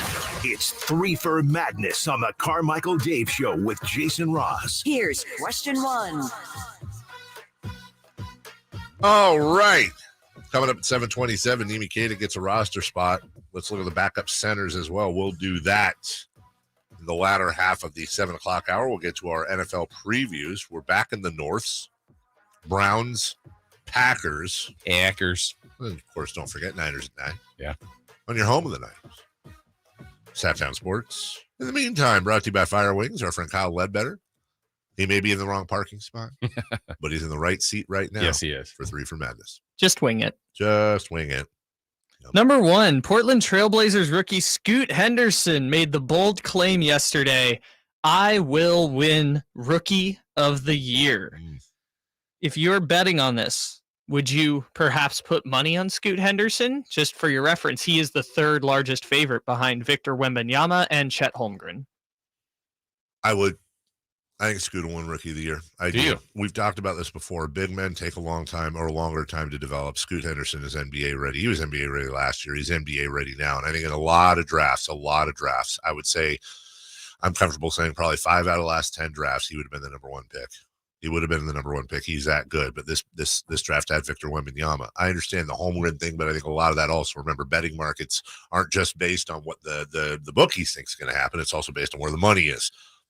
Scoot Henderson is in a great situation. The only asterisk I would put on this is if Dame Lillard is still on the Blazers. That's it. And I don't think that's got to be cleaned up. It has to be cleaned up. And I think if it is, Portland goes into a full rebuild. And I think Scoot Henderson is given the keys to the whole thing. And I think it's a Tyreek Evans situation. I think whether for good or bad, they're going to give Scoot the keys to the castle and say, go out and do your thing. We want to pump up the fans. Let's get those numbers up. And they're going to look tremendous. Meanwhile, Holmgren and Victor Wembanyama will be adjusting to the NBA. Yeah. Both are effectively rookies. Along with Scoot, but remember, Scoot was playing professionally last year, basically. I'm not saying I'd take him versus the field, but if I had to put money on one guy, it would be Scoot Henderson. Yeah, I think that you brought up the perfect point as far as cleaning up the Dame situation, because if Dame's still around, I mean, that's the guy who scored 30 points a game last year, and it might obviously hurt some of the numbers for Scoot Henderson. Yeah. And then I'm also glad that Kyle mentioned Holmgren, who was listed as the number 2 favorite. Yeah. A lot of times you forget about him because he didn't play last year, but he's still a rookie. And, there's just he's got a little bit more experience, even though he's going to be coming into officially year 1 for him. So I'd watch out for him. And there's going to be nothing but hype around Wembanyama, as there should be. Yeah. But this could be a good rookie class. I'm really excited for this. It is going to be a fun rookie class. And honestly, the way I'm feeling going into the season, the one sleeper pick I'll make, I don't know how much of a sleeper this is, but over under on Victor Wembanyama, where he finishes in rookie of the year voting, I think the over under is 2.5. I do. Yeah. Because I think Chet's going to finish ahead of him too. Okay. If he's healthy. You're calling him a bust. I'm saying I think Victor Wembanyama will be 3rd. Yeah. I do. Which, wasted pick. But what are also, you doing, Spurs? Yeah, right. Come on, Spurs. Number 2. Question 2. Jason Ross, your Conference of Champions is gone as we know it. Not yet. But you have a chance to bring it back. If you guys could make your own personal college conferences, what 5 teams would you pick? We're going to call it the Carmichael 5 or the Ross 5. Well, I hope we're both allowed to be homers here. Of course. Okay, it's your conference. Well, let's start with Florida State. Okay. Alabama. Okay. Notre Dame.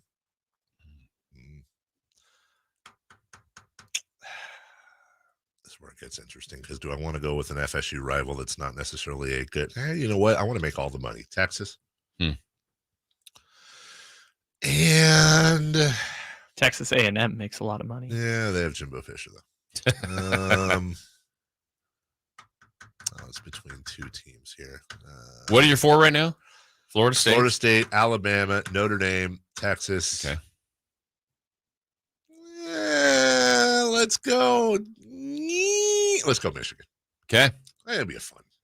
That's a fun conference. Fun Carmichael 5. A lot of money involved. So I did mine homer / I was thinking of the 2 biggest sports, football and basketball. Oh, I didn't even think about basketball. So UCLA always thinking about basketball. Yeah. So of course I'm having UCLA. Of course you are. And I'm torturing myself. I have to have the rival. You do. I have USC. Okay. All right. It hurts me to put them in there, but it's as much fun to watch them lose and UCLA to beat them, and it hurts every time they win. So I put Michigan. They're really good at both sports. That's true. I really debated between Texas and Oklahoma, but I picked Texas. When you threw out Notre Dame, I forgotten about them. Sorry, Notre Dame. Yeah. And the last one, I have Florida school, but I don't know if to put Florida, Florida State, or Miami. All 3 are really good at both. I have been really good at both at different times. And I'm a little bit bitter about Florida knocking UCLA out of the championship and the Final Four years back, but I feel like I would get kind of the big states. Texas, Michigan it was Michigan or Ohio State, but I picked Michigan. I'll put Florida State in there for you. So I got UCLA, USC, Michigan, Texas, Florida State. You know what I was going to say is, if I'm just trying to be as non-biased as possible, I actually think the pick there is probably the Gators. Only because if you're going by your criteria, I mean, I believe they're the only school to win a football and basketball title in the same year. Yeah. As a matter of fact, did they win the baseball title? They did something stupid like that. I mean, they obviously Florida State can go neck and neck with them in football all day long. But man, those Those Al and there's some Horford. prime Florida years. There are prime Florida State years. Miami had their run. Yeah, we just haven't. By we, I mean Florida State. We just haven't gotten over the hump. We had a couple of Elite Eights. Yeah. We had one recently, and then all the way back to Sam Cassell, Bobby Sura. But we just haven't been able to get over the hump with Leonard Hamilton. You have no West Coast team. I've told you this before. I'm not a fan of, weirdly enough, I've never been a Pac-10 fan. I've never been a Pac-12 fan. I'm not really a huge fan of either the Pac-12 or the Big Ten. I don't. The Big Ten to me is very much with Ohio State kind of the exception, but it's like every year there's like some great team in the Big Ten because they play each other and then they go to a bowl game and they get blown out by one of the Southern teams or whatever. And I haven't really been high on Pac-12 in a while, at least in the major sports. They'll have some that sneak in every once in a while. Well, you're wrong. I know. and a bad person. Yes. You said it. Number 3. Question 3. Today is Deion Sanders' birthday. Yeah. So how do you guys think a prime Deion Sanders would do in today's game? I think Deion Sanders is one of those guys, you talk about generations, and he's not that far back. I think Deion Sanders would probably do about just as well now as he did back then. Yeah, I mean, when you're that talented, but I think about just the other things like society. So, he's a 2-sport star. Maybe he's taking helicopters. But there'd be the social media version. I mean, he was making music videos. Yeah. Must Be the Money, Prime Time, all the nicknames. Deion. But I think we'd get the Instagram, Twitter threads, whatever version of him too. Like that would be an interesting. Deion Sanders is also a really interesting case. I don't know if there's a doc on him or not, but there should be. Oh, there is. Is there one on him? There's a 30 for 30. Yeah. Okay. It's actually pretty good. Yeah, it is really good. Did you love him at Florida State? Loved him. Yeah. Loved him. And the interesting thing there when he was at FSU, because he was flashy, he was the swaggiest player in the country. It wasn't close. And you'd see a lot of things about how, the thuggery of Deion Sanders and all the. Remember, this is at a time when Miami played Notre Dame, and literally it was called Catholics versus convicts. Right. Like that's a real thing that happened. And the truth about Deion Sanders is one time he almost went into this. The only time he ever really had an issue, he almost went into the stands one time because somebody poured beer on him, and he'd never had a drop of alcohol. He was he was straight edge, cleanest guy there was. He's a family man. He's a good person, and hopefully it's been battling to keep his toes. I'm not making a joke lately with all these surgeries, but he was a first ballot Hall of Famer. I think he'd be a first ballot Hall of Famer now. And he was a good baseball player. Really good. I mean, obviously, player. But yes, if he really focused on that, I think he could have even done better there. He's also 56. Yeah. And that makes me feel extremely old, but it's not the oldest I've felt in the last 24 hours because I was watching some video of Florida State camp football, some of the new guys they have. And I saw one of their receivers, Jason.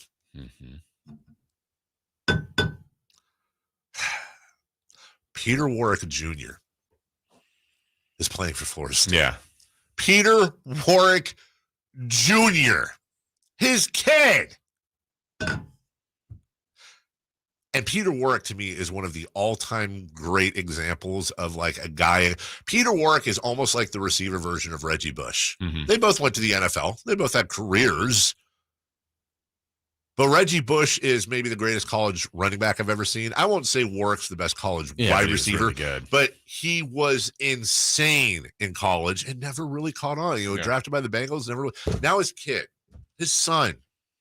I remember when Peter Warwick was a freshman. I remember reading about him in Sports Illustrated with the little 5 stars next to him. And now his kid, we're all going to die. Peter Warwick Jr. is in his 3rd year of college, too. Yeah. Born the same year as me. It's just the inevitable march of death. We'll take a break. It's coming. When we come back, Peter Warwick Jr. Neemias Queta. He gets a roster spot. Let's go back through his history and talk about his place on the team, what this means for your Sacramento Kings. We're right back. Sactown Sports. It's Whitey and Watkins on Sactown Sports. Trent Williams said he started golfing in February.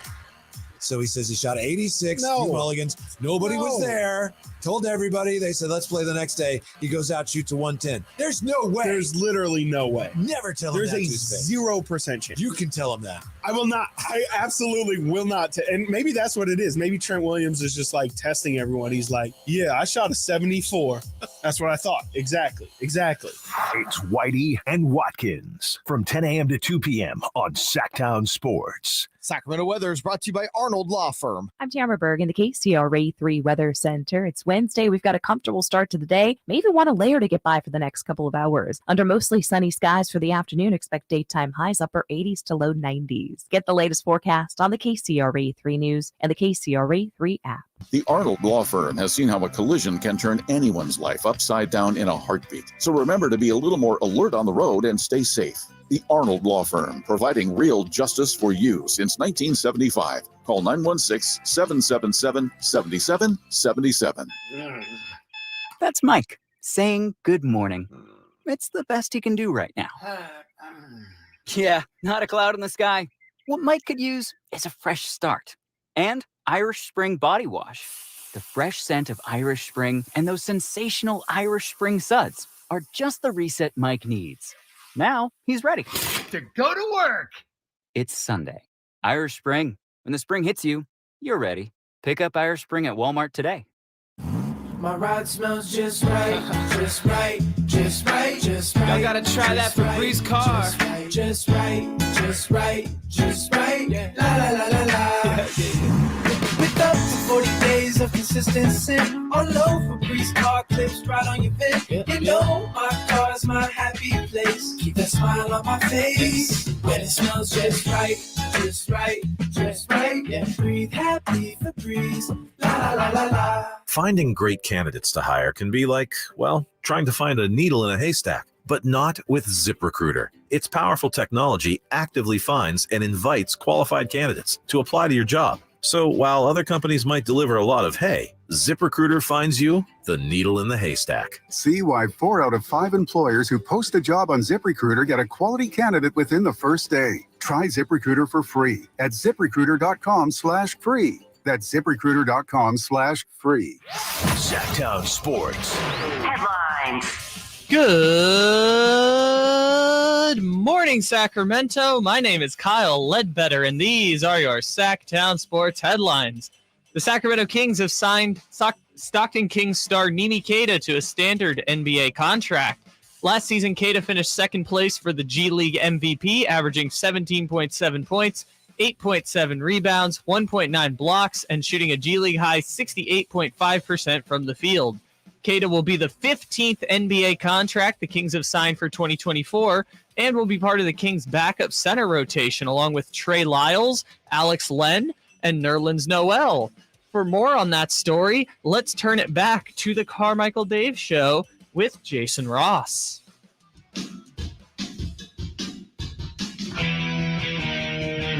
The Carmichael Dave Show with Jason Ross. Call or text at 916-339-1140. On Sactown Sports. We're going to talk here about Neemias Queta and how that affects the Kings and on and on and on. Backups, minutes, roles. We'll do that all the way up to 8 o'clock here. So you get plenty of Kings talk. Now's a decent time for me to share a couple of things, by the way. I'm looking at full NFL valuations. Okay. This is according to Sportico. The Dallas Cowboys are now worth $9.2 billion. That's up 20% from last year. The New York Giants at number 2, $7 billion. Followed by the Rams at 6.94, Patriots 6.7, the Niners at $6.15 billion. Then the Jets 6.1. The Commanders just sold for a little over $6 billion. They're in there, and then all the way down at number 10, up 41% year on year. And you got to think John Fisher's looking at this. The Las Vegas Raiders. The Las Vegas Raiders. This story was going around again. This goes around every couple of years. The story of former President Donald Trump in 1983. He bought the New Jersey Generals of the USFL for $9 million, which would be $28 million in today's money, instead of the Dallas Cowboys at $50 million. 154 in today's money. The USFL folded 2 years later. Trump said back then, quote, "I feel sorry for the poor guy who is going to buy the Dallas Cowboys. It's a no-win situation for him. Because if he wins, well, so what? They've won through the years. And if he loses, which seems likely because they're having troubles, he'll be known to the world as a loser." So they turned down buying him for $50 million. They are now worth over $9 billion. Wow. Do you have the list? I mean, who's last? Who's last? Or does No, I just have the top 10. Okay. Yeah. But that's if you have the wherewithal, it's the NFL to buy, right? Yeah. And look, to defend Trump on this, I will say two things. Number one, his thought going in was, look, the NFL's the king. Yeah. I'm buying the USFL low. There's a lot more room for growth for me to, 10x my investment here, number one. And number two, the person that ended up buying the Cowboys instead of Trump, I forget the guy's name, but owned them for a very short time. And by the time he sold them at a profit, but at the time he sold them, which I think it was right around $200 million he sold it for, they were losing apparently $1 million a month. And he sold that to Jerry Jones. And then Jerry Jones took over. And look, I think Jerry Jones is an absolute taint and doesn't belong in the NFL, but I will never doubt his business acumen. Yeah. He's a genius when it came to building on that brand and building up that business in itself. Yeah.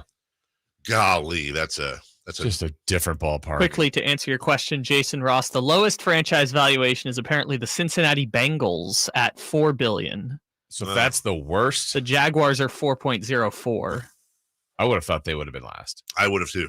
That's the Brown family, the Kahn family, and they're doing okay though. Yeah, Colin Cowherd is in the news again today, pulling a Ron Burgundy, reading off of a list.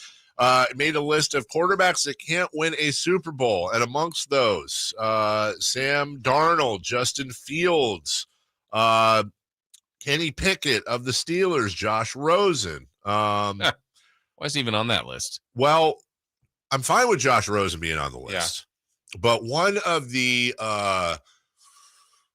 players that Cowherd shouted out as not being able to win a Super Bowl was Dwayne Haskins. Now, in case you don't know, Dwayne Haskins is a young quarterback for the Washington Commanders who tragically passed away. I think it's now a couple years ago. Now, unless Colin was trying to be ha-ha funny, and because obviously Haskins will not be winning any Super Bowls because he passed away, the fact that, look, I am the king of stupid moments. I'm the king of reading things wrong. I'm the king, but it's like this happens, not this particularly, but this happens. It's like the other day when, and this wasn't even in the realm of as egregious, when he was doing a thing on trading, getting Ohtani, and how many picks would it take? And then he did it for 2 days until somebody told him you can't trade baseball picks. Right. Just the utter lack for somebody who. But Colin Cowherd is a hell of a.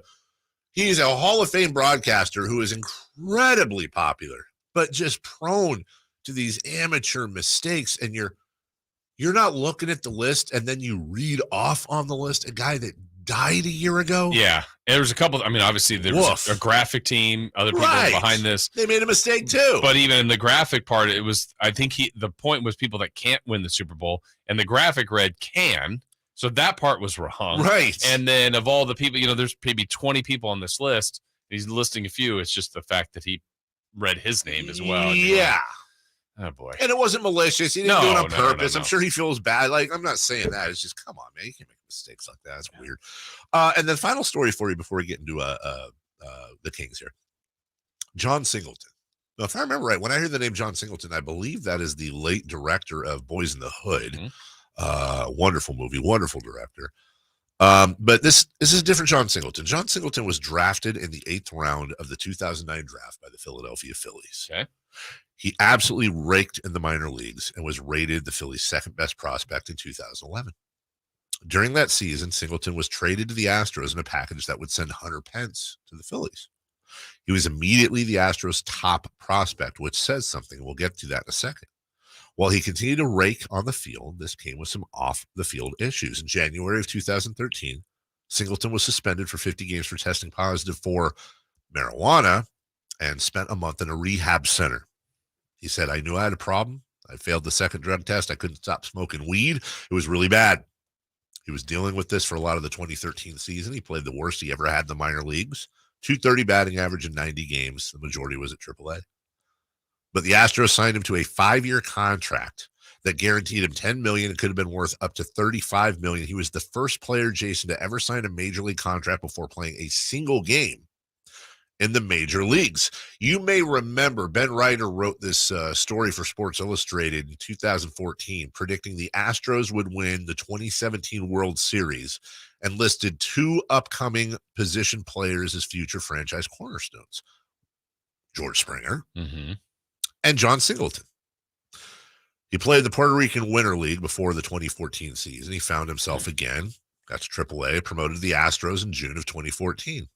He played the rest of the year at the Astros, but hit 168, was terrible, sent down to start the 2015 season, stayed there, continued to disappoint. The Astros clinched their first playoff berth in 10 years. George Springer and Carlos Correa turned into superstars to go with Jose Altuve. Singleton played all of the 2016 season in AAA, hitting .202, failed a third drug test, was suspended 100 games, and then released by the Astros. Singleton disappeared from the baseball world for years. And then in 2021, he decided to go play in the Mexican League. He hit .321. Prior to the 2022 season, the Brewers decided to take a shot on him by signing him to a minor league deal. He played all of last year in AAA. After playing extremely well so far this year, he was called up by the Brewers. He played his first major league game in 7 years, June 3rd, went just 3 for 29 and was released after 11 games. On June 24th, another team decided to take a shot at him and signed him to a minor league deal, the Houston Astros. AAA, he has been torching the ball, 12 home runs in just 33 games. And 2 days ago, the Houston Astros called up John Singleton. And last night, he played in his first game with the Astros in 7 years. And in those 7 years, the Astros have made it to 4 World Series. They have won 2 of them. The only player from 2015 that remains, Jose Altuve. So John Singleton, remember the name. Yeah. Pretty dang good story. That's cool. Because I have blown through most of the Neemias Queta segment, but he did sign a contract, 1-year deal, 39th pick for the Kings in 2021, 2-way player the last couple of seasons, 24. And he's played a grand total of just under 150 minutes over 20 games in the NBA. He's got a lot of tools, Jason, and we'll get into that in the next segment. A lot of tools that the Kings need. What does he need to do to justify that contract, especially when I think he has a minimum of 3, possibly 4 guys ahead of him on the depth chart. So we'll get into that in the next segment. Who will be the backup center, and then how would you lay out that depth chart if you're Mike Brown as well? We'll talk about Neemias Queta as well, what he brings to this squad. We'll do all that next.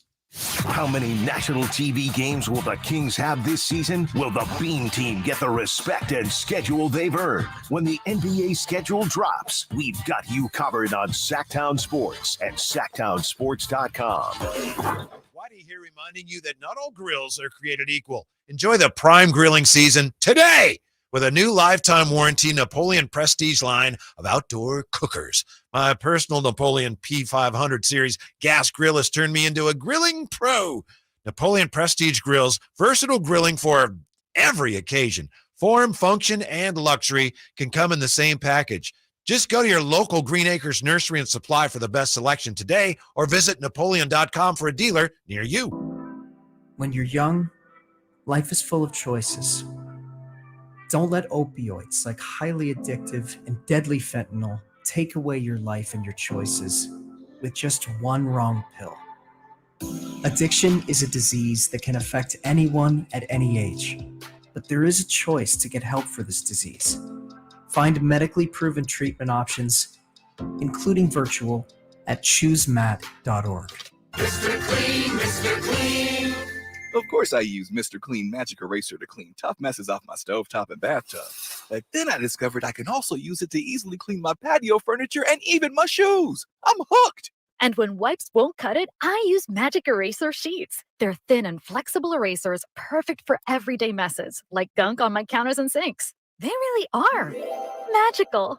The reviews are in. Mr. Clean Magic Eraser and Sheets make cleaning look easy. Every business seeks an advantage, whether it's having the best location, hiring top talent, or spotting trends before they happen. And now, the United States Postal Service can give your business a new advantage. Introducing USPS Ground Advantage. Reliable and affordable 2 to 5 day package shipping. It's the advantage you need at the price you want. Get the Ground Advantage at USPS.com/advantage. The United States Postal Service, delivering for America. Did you know the average person walks 100,000 miles in their lifetime? It's true. That's a whole lot of stress, strain, and pressure ultimately put on 2 feet. Hi, DC Doug Christie here for the Good Feet store. As a spokesperson for Good Feet, I run into all sorts of surprising foot-related facts. Like, despite relatively few Americans being born with foot issues, over time, 75% of all adults will experience painful foot or foot-related problems.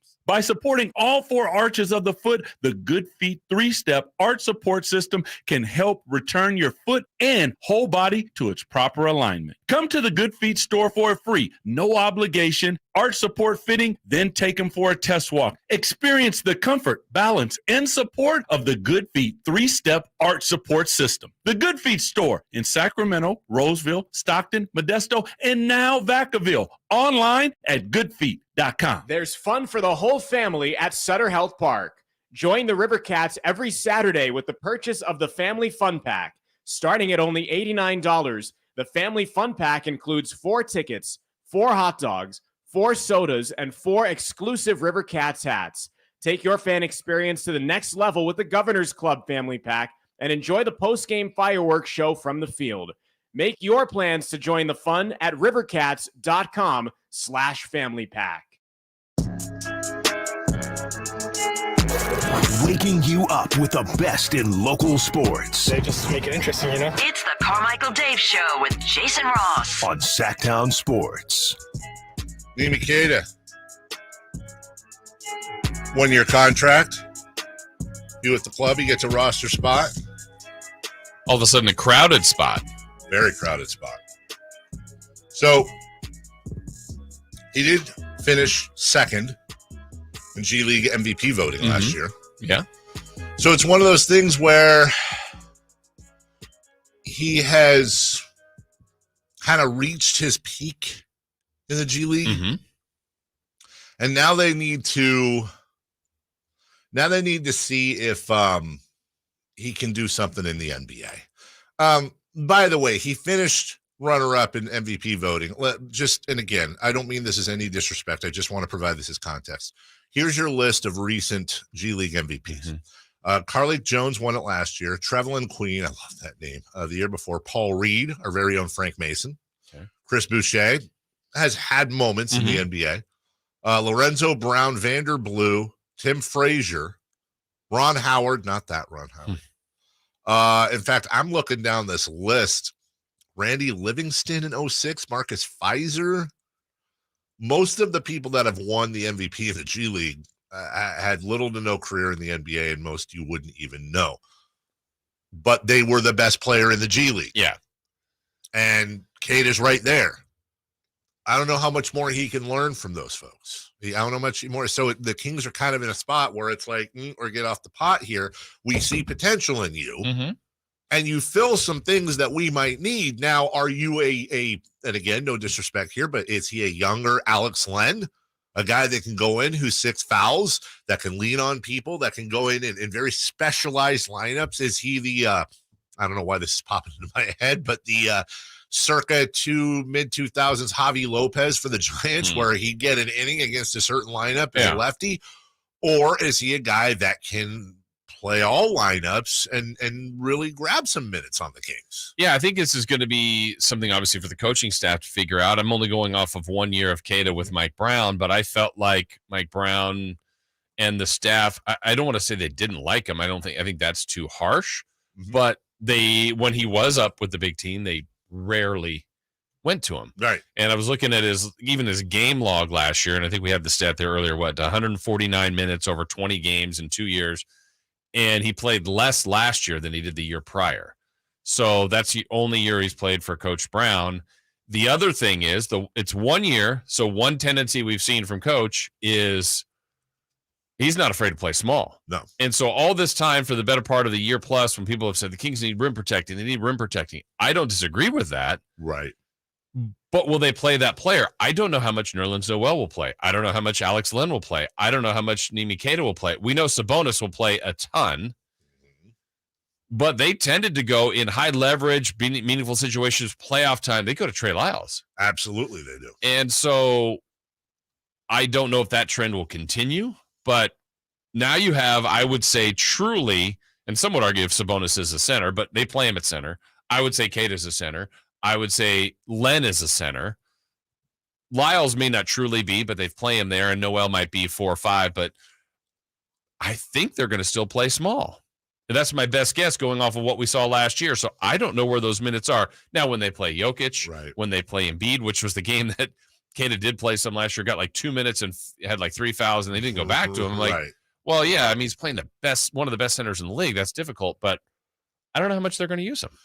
I think it's going to, at first, at least have to be his minutes will come in the form of blowouts and incredibly specialty lineups where, Sabonis is in super early foul trouble, or God forbid, picks up a knock or something, and they've got to scramble, and this isn't working, and that's not working. I think his main competition really is going to be Alex Len for that third spot. I believe, with the exception of Trey Lyles rotating over. I mean, your classic backup big is probably going to be Nerlens Noel. Mm-hmm. That's why he brought him in. And it's funny because you look at Neemias Queta and the lack of minutes. Just for fun, I put up the per 36. Yeah. What would Neemias Queta average if you extrapolated his stats over a 36-minute span, which is a full game? Well, Jason, how would you like this as your backup center? Last year, 15 points, 13.7 boards, of which 6 of them were offensive, 2.5 blocks a game, while shooting 67% from the field. Now, that's a good backup. That's a great backup. But to me, it's also, what was the game last year? Sabonis was hurt in L.A. Just a one game that he was out. Holmes started, and they changed. Like, they even talked about how they changed. Remember, we talked to Hurt. He's like, we kind of had to change some of the offense in pregame. Right. Because of what we do with Sabonis versus Holmes. And then Holmes had, I think, a double-double in the starting role. It's like, well, these guys are all pretty capable if you give them minutes. And I felt last year they had the backup and rim protectors in Holmes and Len. They just didn't play them. So it's kind of a philosophy, a need. Sabonis is so good the way they run the offense through him. I don't know that any of these other guys can do that. The other question I have, and I don't know what you think about this, the one thing they never did last year that we wondered going into the year, could they play Sabonis and Len, Sabonis and Holmes? Just going to ask. I feel like Sabonis and Noel would be the one. I think so. If combo, if they tried, well, and Lyles, but then it feels like Lyles is truly like more his position. Sure. But yeah, I don't know that they would. I don't think they play any of those other bigs with him.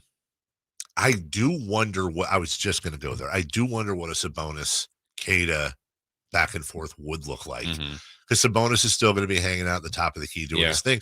One thing we have seen from Neemias Queta that I would put beyond Noel and beyond Len and just beyond Lyles because of the sheer size of the man, he's surprisingly nimble. Yeah. I don't know. The one question I haven't watched him enough. I do wonder where his cardio is at over extended minutes. Yeah.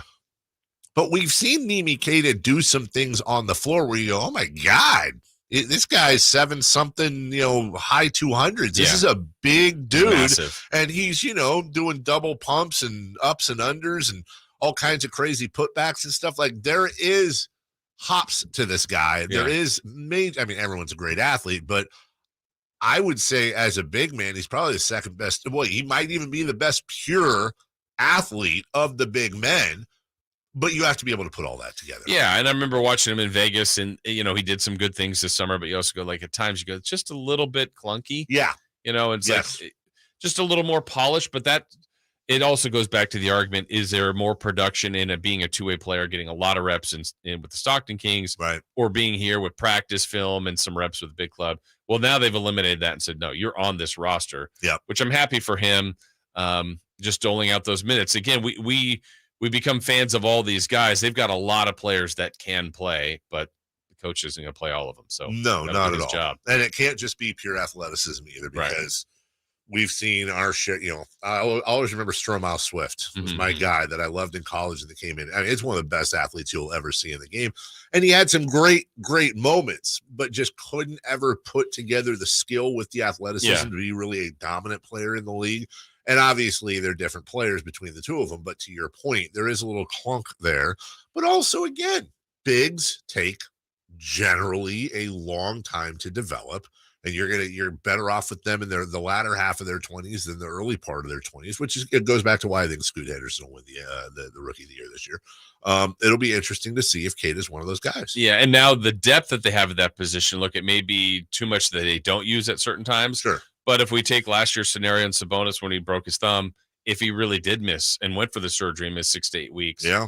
Okay, well, you're not as good, but you've got a variety of types of bigs that you can utilize.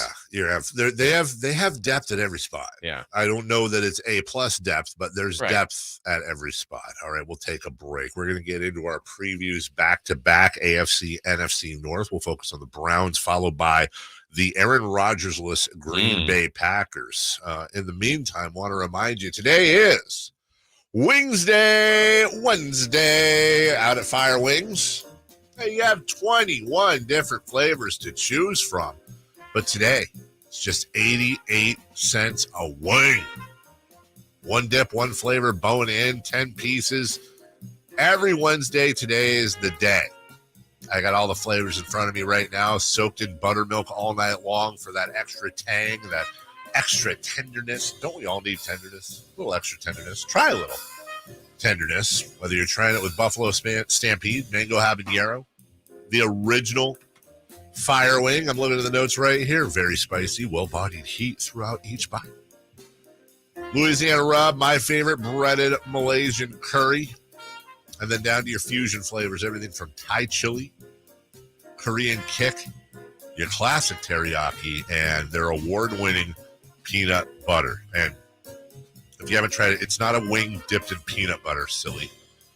But it is a sauce. Think Asian chicken salad with the soy peanut butter mix. Think of that taste with a little bit of spice to it.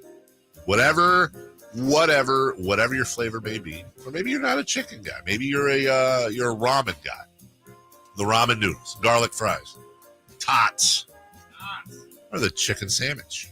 Go to firewings.com, find the location nearest you, and you tell them Carmichael Dave sent you. Fire Wings. Just wing it. AFC North preview. Cleveland Browns coming up next right here in your home of the 49ers, Sactown Sports. Catch the Oakland A's every weekend on Sactown Sports. Friday nights, Saturdays, and Sundays. Thinking that's going to get down for a hit. Around third to score is Tony Kemp. And the A's have taken the lead. Edge of the track makes the catch. And the Athletics get a great win. Sactown Sports, your weekend home for the Oakland A's. Sactown Sports coverage of the Oakland A's is brought to you by Xfinity 10G, the next generation network. All new spring deals are here at Lowe's. Start planting your garden this weekend with Bonnie 11.8-ounce vegetables. Buy 4 for $10. Plus, liven up your patios and decks with fresh blooms. Select 1.5-gallon hanging baskets or 2 for $20. Lowe's knows spring. Lowe's knows home improvement. Offers valid through 5/17. In-store only. Actual plant size and selection varies by location. While supplies last, excludes Alaska and Hawaii. Sacramento weather is brought to you by Folsom Lake Kia. I'm Tamara Berg in the KCRA 3 Weather Center. It's Wednesday. We've got a comfortable start to the day. May even want a layer to get by for the next couple of hours. Under mostly sunny skies for the afternoon, expect daytime highs upper 80s to low 90s. Get the latest forecast on the KCRA 3 News and the KCRA 3 app. Shop Folsom Lake Kia for all your favorite models at low prices and payments, plus low finance rates and zero down deals with approved credit. Go see my friends at Folsom Lake Kia right here in Sacramento for over 20 years. Individual rates, coverage offerings, and savings may vary, subject to terms and conditions, not available in all areas. Hey, small business owner, when's the last time you checked your workers' comp rate? For many small businesses, workers' comp insurance is one of their biggest costs. but some don't check their rate often. Did you know rates can vary? In fact, taking 3 minutes to check your rate with Pi Insurance could save you up to 30%.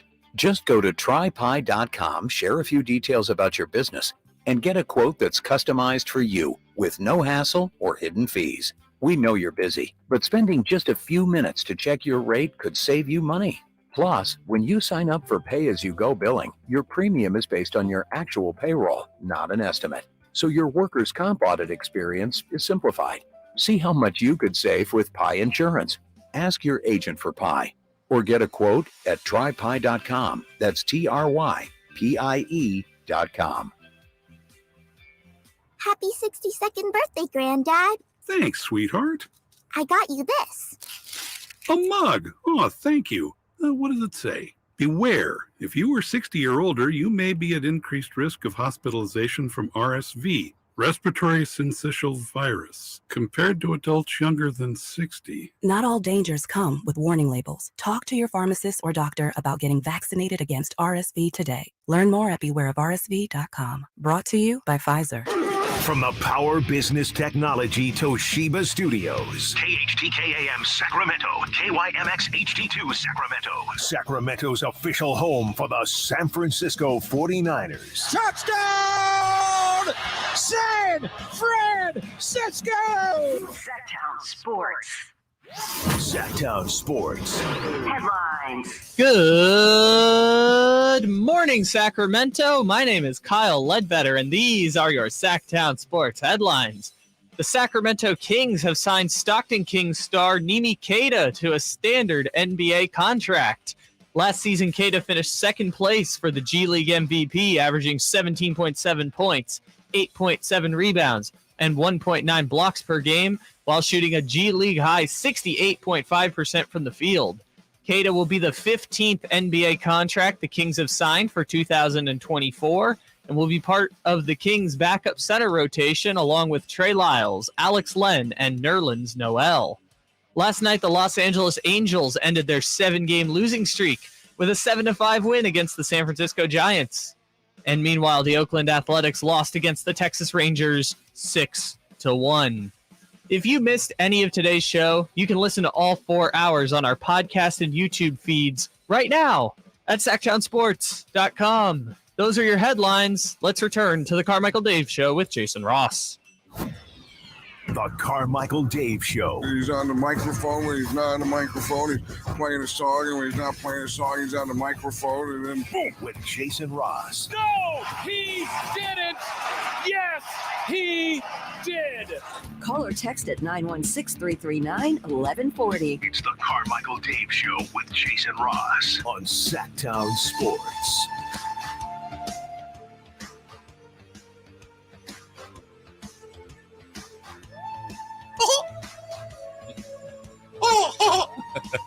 Welcome back. We're idiots. It's Dave. It's Jason.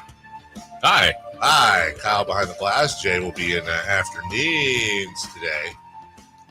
And it's time to do our NFL previews. We're in the AFC North to start. Green Bay Packers coming up at 8:13. And this is an interesting back-to-back preview.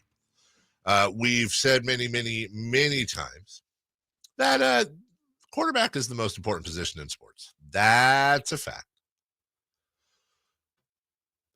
There are definitely great quarterback stories throughout the NFL, but two that are being kind of swept under the rug. Jordan Love finally getting his shot with the Packers. We're going to get to that in the next segment. Right. But Deshaun Watson and the Cleveland Browns. Now, this is my pick for sleeper team. Okay. I think the Browns are going to be good. Okay. I think they're going to be not Super Bowl good, but they're going to be good. And I think people are very much sleeping on them. And I'll start with Deshaun Watson. I'm not here to litigate what Deshaun Watson did or didn't. We're talking football now. So that's not an endorsement of Deshaun Watson, the human. When he plays, he's really good. He's 27. He'll turn 28 in September. He is still a relatively young player. And this is a guy that I know you and I have talked about it before. I firmly believe Patrick Mahomes is the best player in the sport. Off-field stuff aside, which you have to count.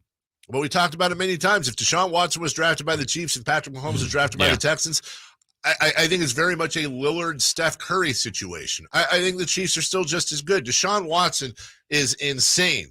Deshaun Watson in 2020, his last full season, passed for 4,800 yards, threw for 33 touchdowns, 7 interceptions with the Texans. Yeah, and that passing yardage led the NFL. Yes. And so last year he gets to finish the year, right? The last 6 games. So that at least has given him a warm up. Like he's kind of figured out the offense, the system, Cleveland, just all of that. And there was not even probably. Again, now we're not litigating, but he had to go through that part of Correct. The human part of having stuff against you put out there. And now you've got to go and play and hear all that. Not that it's gone away. Totally. But he's gone through that stage of his career. He has had an absurd quarterback rating pretty much every year. The only year he didn't finish above 100, he finished at 98, and he threw for 3,800 yards with 26 touchdowns to 12 picks. That last full year, 112.4. That's just a stupid rating. It's so good. And then, oh, by the way, he adds 400 to 500 yards on the ground and a couple of touchdowns every year. 7 touchdowns on the ground in 2019. Deshaun Watson, to me, if he's right, is a top 5 quarterback in the league. Yeah, and I think the other part about Cleveland, too, is, what you did earlier, the NFL's top 100 players. I don't know how many they have on there, but you can just think of some players like Deshaun Watson, when right, is one of the great quarterbacks. Obviously, Nick Chubb has turned into one of the better running backs in the league. Amari Cooper, still a very good wide receiver in this league. And that's just on the offensive side. Obviously, defensively, Myles Garrett has turned into one of the best pass rushers in the league. Denzel Ward. Yeah, so they've got individually good players. I think they're pretty well coached with Kevin Stefanski. In a tough division, I know they've added Schwartz as their new defensive coordinator. So this is a team that's had some love before, and I feel like they are not being talked about now, which is probably better for them. I think so too. I think they love it. They're the underdog. They're the forgotten group. And they've been so bad in their history too. They've been terrible. Yeah. And now you have arguably the greatest quarterback the Browns have ever known in franchise history, which is saying something. I mean, Deshaun, I just want to stress. Yeah. I don't know. Deshaun Watson might be mentally fried. Yeah. Maybe he's burnt out completely. Maybe he doesn't have. I can't speak to Deshaun Watson's mental state. What I can speak to is watching him at Clemson for years, and then watching him with the Texans for years, and this crap team. And Deshaun Watson is probably the biggest argument against Sam Darnold was with Carolina and the Jets, because Watson was with the Texans and still put up numbers and still put up video game numbers. Yeah. And now he goes to the Browns. So if we agree that quarterback is the most important position in sports, and if we allow for the fact that Watson just gets back to just normal Deshaun Watson, Amari Cooper is not DeAndre Hopkins, but he ain't not DeAndre Hopkins either. He's arguably the best route runner in the game. Then you have the Peoples receiver, Donovan Peoples-Jones. You have David Njoku, who is, I think, an underrated tight end. And as you said, Nick Chubb, who every year puts out a video of him lifting 1 billion pounds in a squat, who is over the last, you talk about Derrick Henry. Nick Chubb is right there with him over the last 4 years, as far as dominant, consistent running backs. He doesn't have Kareem Hunt there anymore, siphoning carries from him. Nick Chubb's going to go number 1 in a couple fantasy football leagues. I can tell you that right now. This is a team people are sleeping on almost certainly. Yeah, and I think they isn't it that it was them that had the fan, I remember that was like on social media, that had like all the names of the quarterbacks they've had over the last like 25 years, and just like on the back of their jersey. Yeah. Because it's just been a turnstile of different people. Now you've got the guy that they put in a lot of assets to get and had to kind of go through everything they did as an organization, him as an individual, for this time now to be clear and just go and play football. I was actually bringing up the futures because I was wondering how much Vegas and the people were sleeping on the Browns on their over-under win total this year, and I'm a little disappointed at what I'm finding. I don't know that they are. The over-under win total for the Browns, I think, is perfect. It's 9.5. Okay, that's a really good number. Yeah, because I do think, look, you can't account for injuries. But this team's relatively healthy. And what I mean by that is Chubb and or Watson and or Cooper don't go down for the season. That is a 10-11 win team. Yeah, and the AFC is just so good. And you look at that and you go, okay, I feel like the division games in that division will be important. Like, do you beat the Ravens twice? Do you split with Cincinnati? Can you get Pittsburgh both times? Or who wins the division games more so? I think that will be very critical in what seems to be a pretty talented division. They open at home against Cincinnati. It's going to be very interesting. That's a big one. Well, especially if Joe Burrow. Right. Got to get that one then. You follow up at Pittsburgh. They should win, but that's a tough game. Tennessee at home, Baltimore at home, the Niners at home. Wow, three of those the 3 division games out of the first 4. Out of the first 4. Then you go at Indy, at Seattle, and then here's where it opens up a little bit, Jason. Home Arizona, at Baltimore, home Pittsburgh, at Denver, at Rams, home Jacksonville, home Chicago, at Houston, home Jets, and you finish with Cincinnati. There's a playoff schedule in there. And if this team is good enough, I'm here. So first and last is Cincinnati. That's right. That's interesting. It's a Cincy sandwich. Yeah. And I am just really here to, again, if you just joined us, I'm not speaking from a moral or ethical point of view. Right. You make your own decisions. But I'm here as a pure football fan to open the gates for Deshaun Watson and his return to relevance in the NFL. He is a wonderful player. He is a fantastic player. And I don't know that the Browns are exactly the right spot for him. But again, let me just put it like this. Again, and I keep having to do the disclaimer, which people are getting sick of. Put all the other stuff aside, which you obviously can't. Imagine Deshaun Watson in the Niners system. Mm-hmm. If Deshaun Watson were playing for the San Francisco 49ers this year, I would put the over-under at wins for them at like 14.5. It would just be unfair. It would be stupid. Right. It would be stupid. And I don't know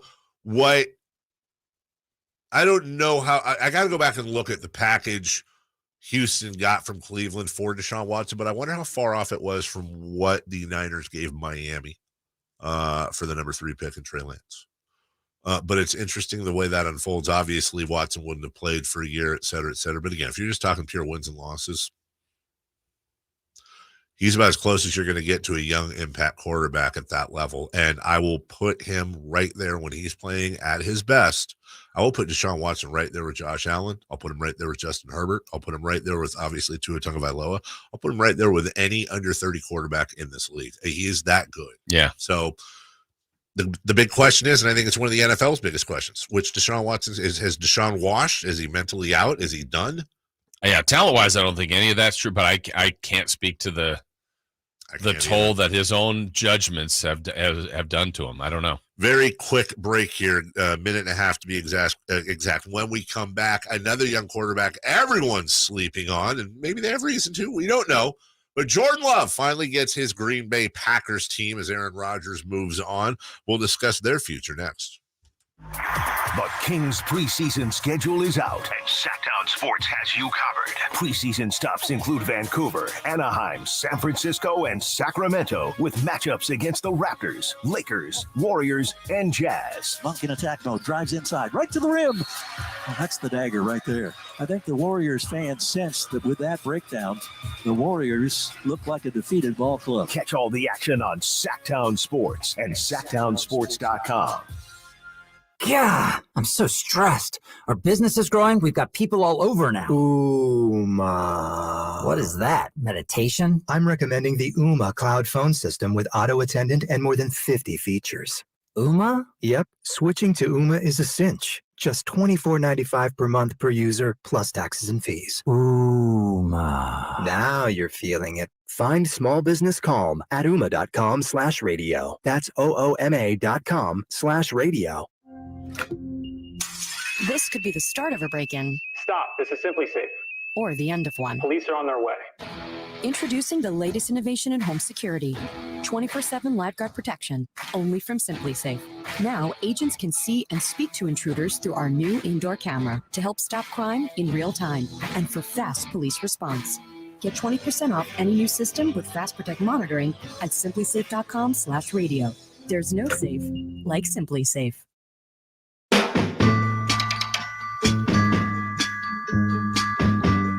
They bleed black and purple. It's the Carmichael Dave Show with Jason Ross on your local sports leader, Sactown Sports.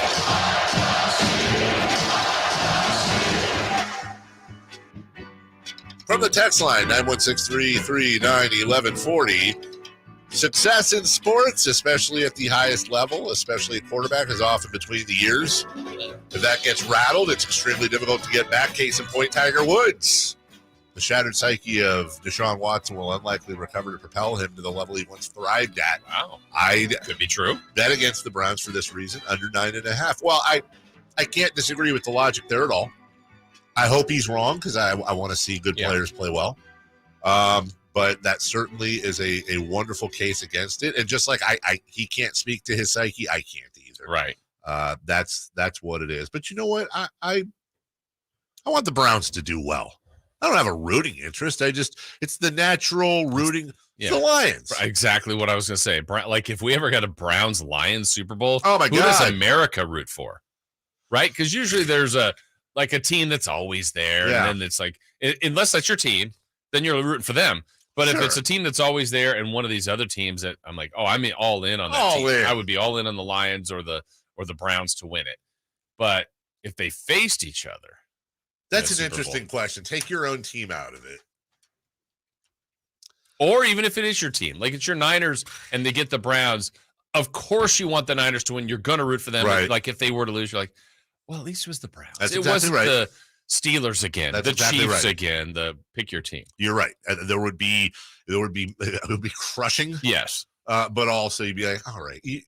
Good for you guys. Good for you, Cleveland. Now I hate you. Cleveland's basically like Midwest Sacramento when it comes to demo and population size and all that.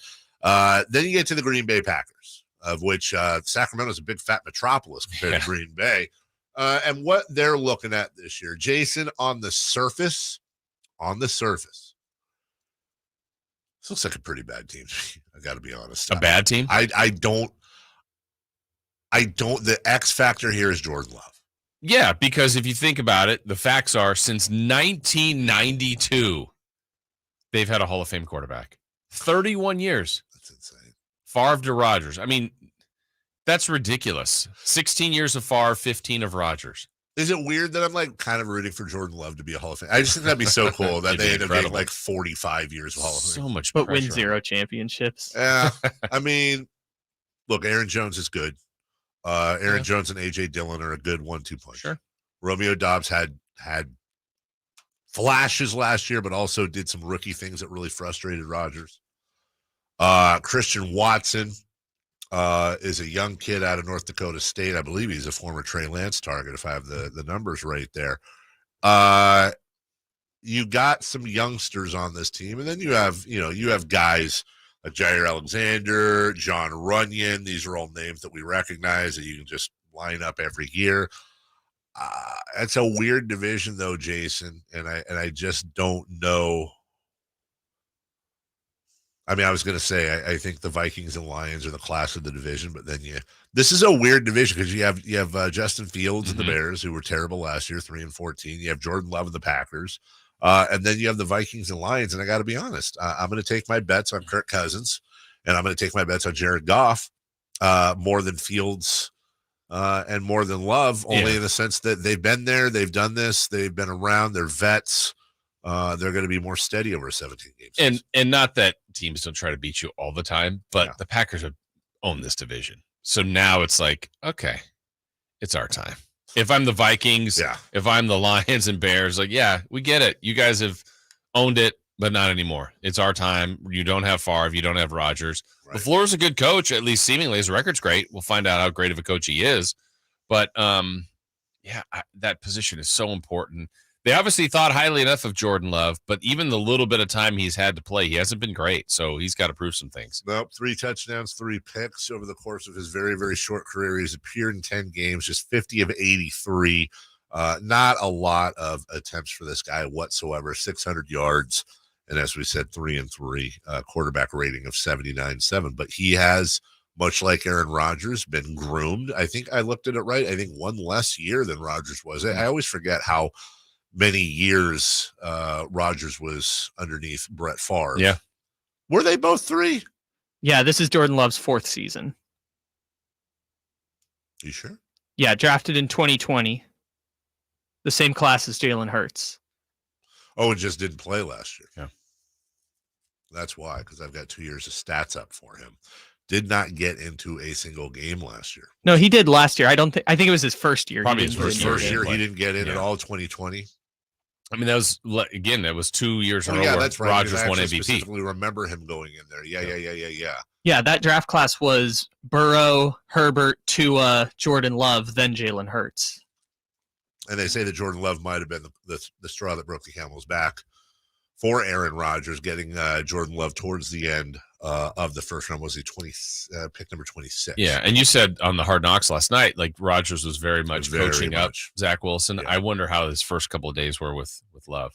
Not like that. Yeah. See, I think with Rodgers, and I think it'd be a very interesting conversation to have with him when his career ends, to look back when he's ready to do that, to talk about how he was with Jordan Love, which I'm sure wasn't terrible. Right. And I'm sure part of what played into that was the way Brett Favre treated Aaron Rodgers. By all accounts, Brett Favre was like, yeah, go away, kid. Mm-hmm. You know, I'm not here to help you. Take my job. And I'm sure when it came time for Aaron Rodgers to deal with Jordan Love, he didn't want to do the same thing, but also he's a competitor. He's kind of a wiener at times too. So there's that. But it seems like he's in a completely different place with the Jets, you know, following weirdly enough in Favre's footsteps. Exactly. Yeah. You really got this feeling that he's comfortable enough with his legend. He sees the end. This is it's like he picked out a burial plot in a cemetery for his career. And he's comfortable with seeing the big light at the end of the tunnel. Yeah. And he's here to – what I really got off of that Hard Knocks is we're getting away from the Packers a little bit, Jason, but Aaron Rodgers very much is an assistant coach on that team and a mentor. And he seems to have embraced that role. That's good. But also, dude's still a very, very good quarterback, by the way. Well, and then that challenge, though, if we go back to Green Bay, that's really heard Rodgers' voice this whole time. He's, again – a year removed from being a two-time MVP or 2 years in a row. Yeah. How can Love handle?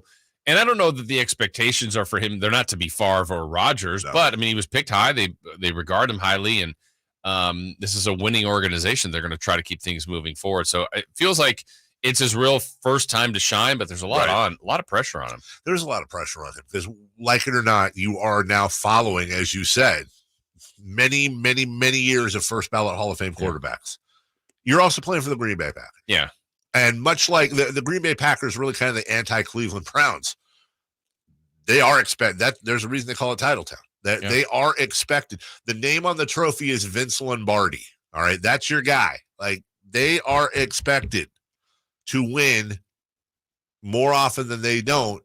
And they're not going to care too much whether or not it's Jordan Love or whoever the heck it is. But I also think there's going to be a little, I don't know about leeway, but I don't think any Packer fans expecting Jordan Love to roll in and be Aaron Rodgers right away. Right. And Sean Clifford and Alex McGough are the backup quarterbacks. So obviously Green Bay is all over Jordan Love is their guy. It's going to be very interesting to see how this works. And, you know, also maybe a little bit of, hey, these kids are too young and dumb to know any better. And they go out and do it because they've got the Aaron Rodgers aura gone. As well. Real quick, let's go to Mitch. Hey, Mitch. Mitch, pick up your phone, Mitch. I know I'm on speaker. Mitch, going once. Mitch, going twice. Mitch, who's been holding for 2 hours. He go. Yeah.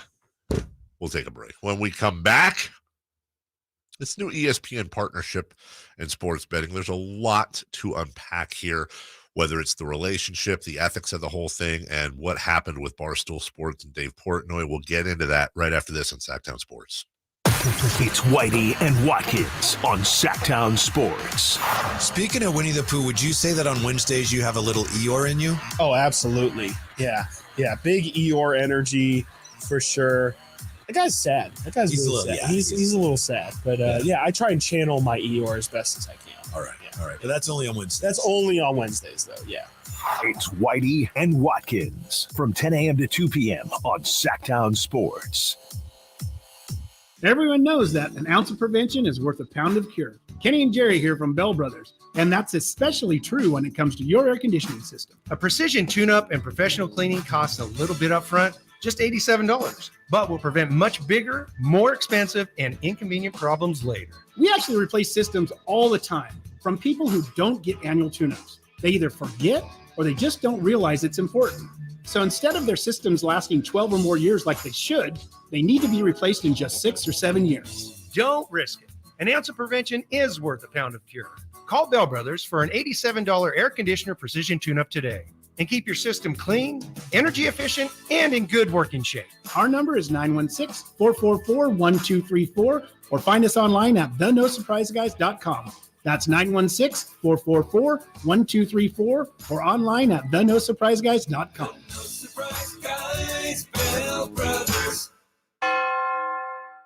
Y'all ready to do it again, Sacramento? Country in the Park 2 is coming to Heart Health Park at Cal Expo Saturday, September 9th with Cole Swindell, Chris Jansen, Dylan Scott, and more. Plus, a mechanical pool, line dancing saloon, and all the food. Tickets start at $40 or grab your Coors Light Y'all Access passes for $125. For more info, visit SactownSports.com. Country in the Park 2. Brought to you by Shane Company, Attic Man Heating and Air Conditioning, and the United States Marines. Where are you on your financial journey? Wherever it is, Safe Credit Union has a checking account made just for you. Jason Ross here, and I can tell you with 4 different safe checking account options, one is sure to fit your needs. And with easy, secure, and personalized service to early paydays, overdraft protection, and exclusive members-only perks, safe checking accounts truly put you and your financial future first. Find a safe checking account you will love at safecu.org/checking. Safe Credit Union is insured by NCUA. At Ashton & Price, we get injury victims to yes. Experience, yes. Ashton & Price has been around for over 25 years. No more insurance companies? Yes. Our clients focus on getting better, and we handle all the rest. Results? Yes. We've collected over $100 million for injury victims. No fee until we win? Yes. Our clients pay nothing until we win. Ashton & Price, the best at getting to yes. Remember, for the best advice, don't think twice. Call Ashton & Price. Sactown Sports. Headlines. Good morning, Sacramento. My name is Kyle Ledbetter, and these are your Sactown Sports headlines. The Sacramento Kings have signed Stockton Kings star Neemias Queta to a standard NBA contract. Last season, Queta finished second place for the G League MVP, averaging 17.7 points, 8.7 rebounds, and 1.9 blocks per game, and shooting a G League high 68.5% from the field. Queta will be the 15th NBA contract the Kings have signed for 2024 and will be part of the Kings' backup center rotation along with Trey Lyles, Alex Len, and Nerlens Noel. Last night, the Los Angeles Angels ended their 7-game losing streak with a 7-5 win against the San Francisco Giants. Shohei Ohtani went 1 for 4 with an RBI single, a walk, and scored a run. Meanwhile, the Oakland Athletics lost again to the Texas Rangers. Final score, Texas 6, Oakland 1. If you missed any of today's show, you can listen to all 4 hours on our podcast and YouTube feeds right now at SactownSports.com. Those are your headlines. Let's return to more of the Carmichael Dave Show with Jason Ross.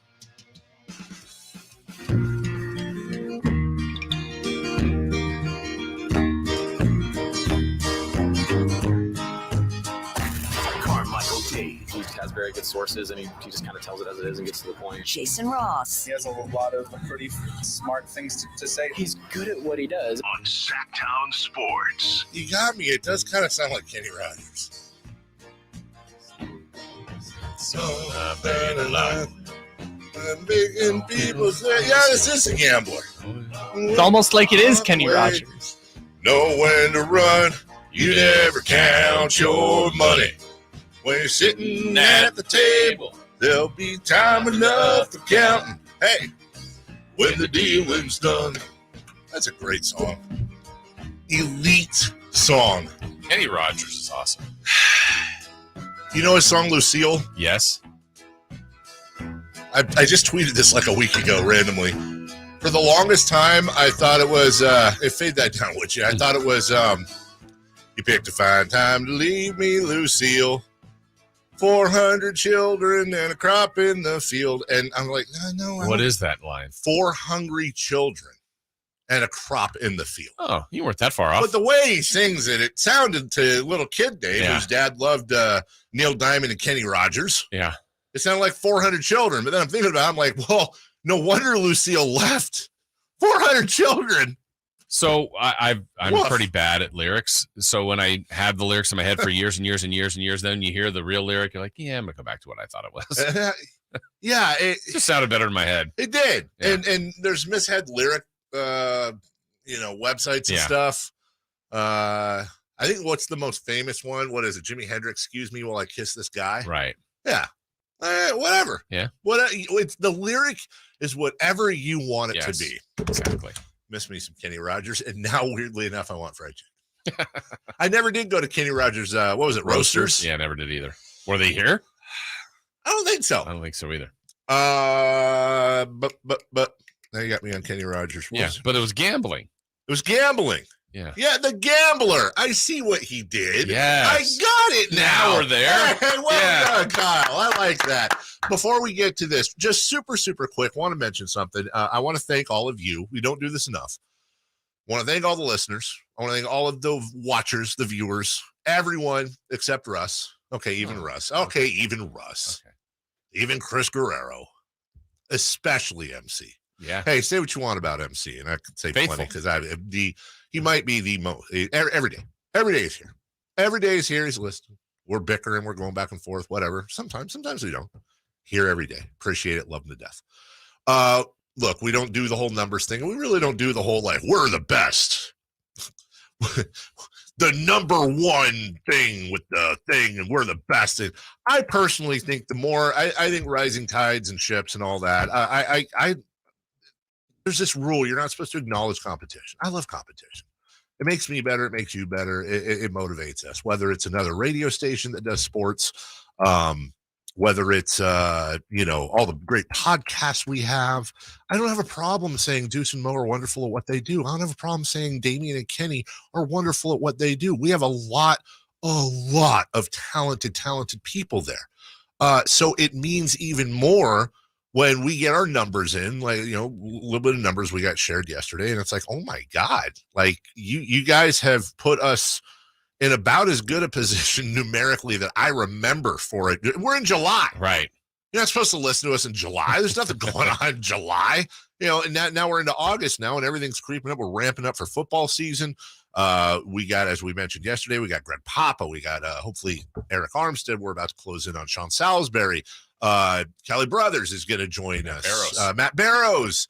And then before you know it, Sam Amick's back, and the whole crew. I mean, guest after guest after guest.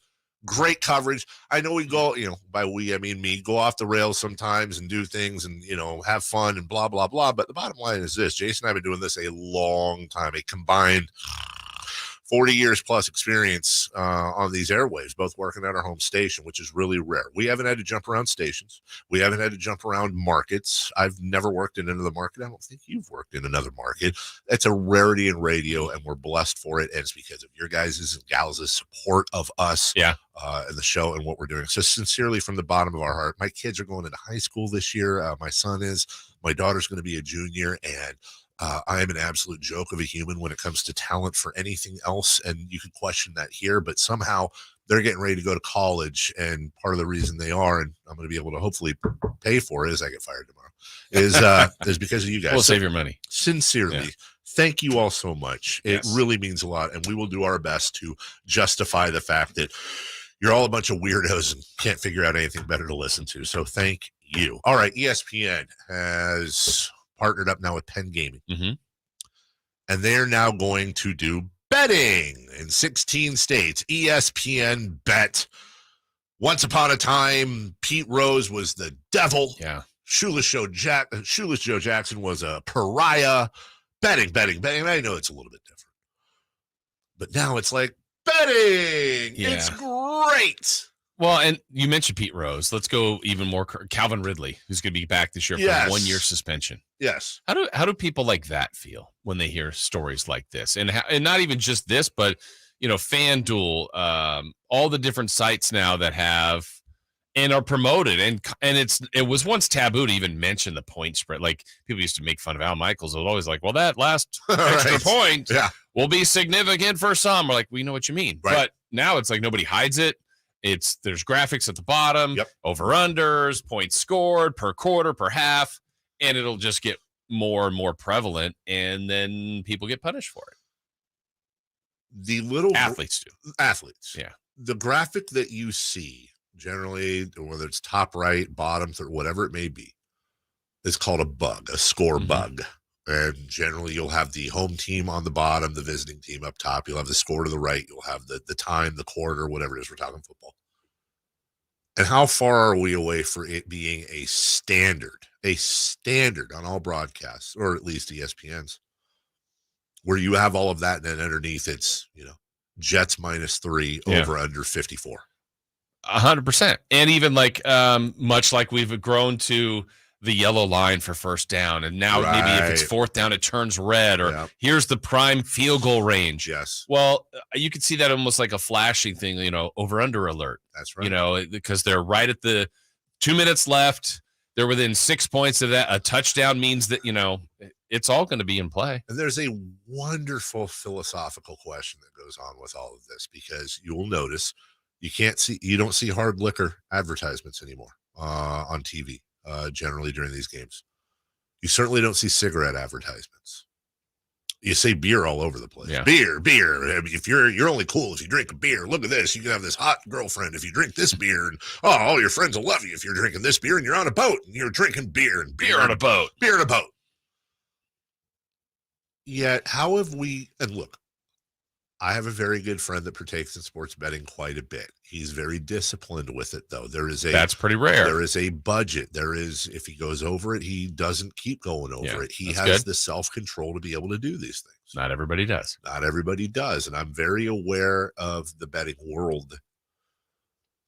But I've seen people's lives get ruined. I've seen marriages end. I've seen friends of mine that have had to borrow money from their parents, and then they blow that money. I've had to have interventions before with friends of mine, much like a gambling addiction is a drug addiction. Sure. It is a drug addiction. It is alcoholism. It is whatever you want to call it. Now, they're different medically, but they all go kind of the similar part of that brain, where there are just some people that are at their core addicts. And it is an interesting conversation, because on one hand, and we'll get into, I'm going to go political here for a second, but just to make a point, I am not in favor of term limits.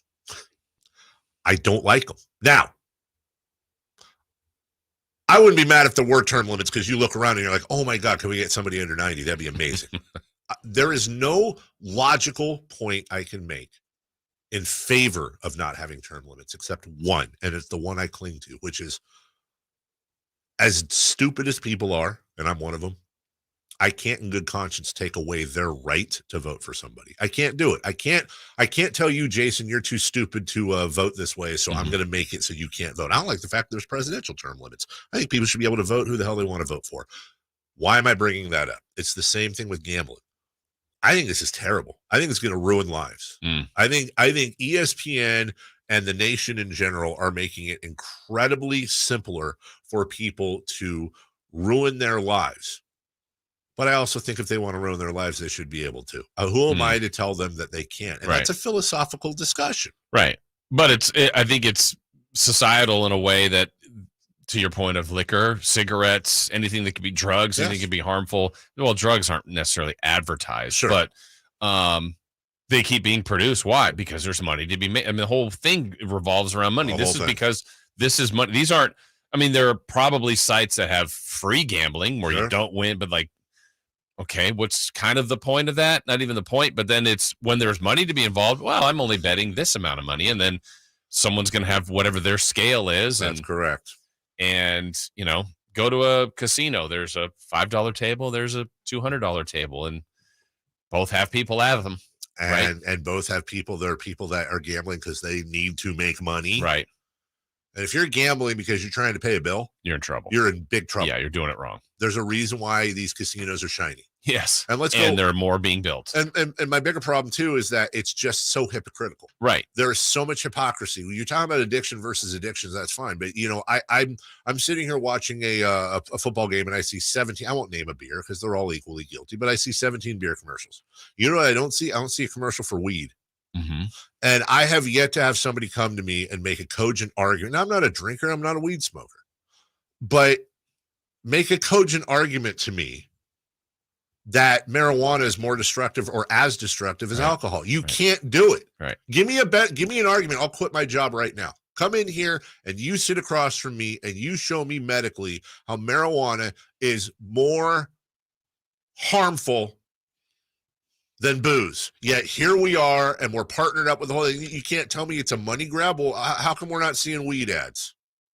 The hypocrisy to me is stunning, and there needs to be open conversations about it. It should be an open conversation. And either they should be taking weed money or they shouldn't be taking alcohol money. But to choose one over the other, it's a thing. Yeah. Why are we talking about marijuana when it comes to betting? Because it's a hypocrisy.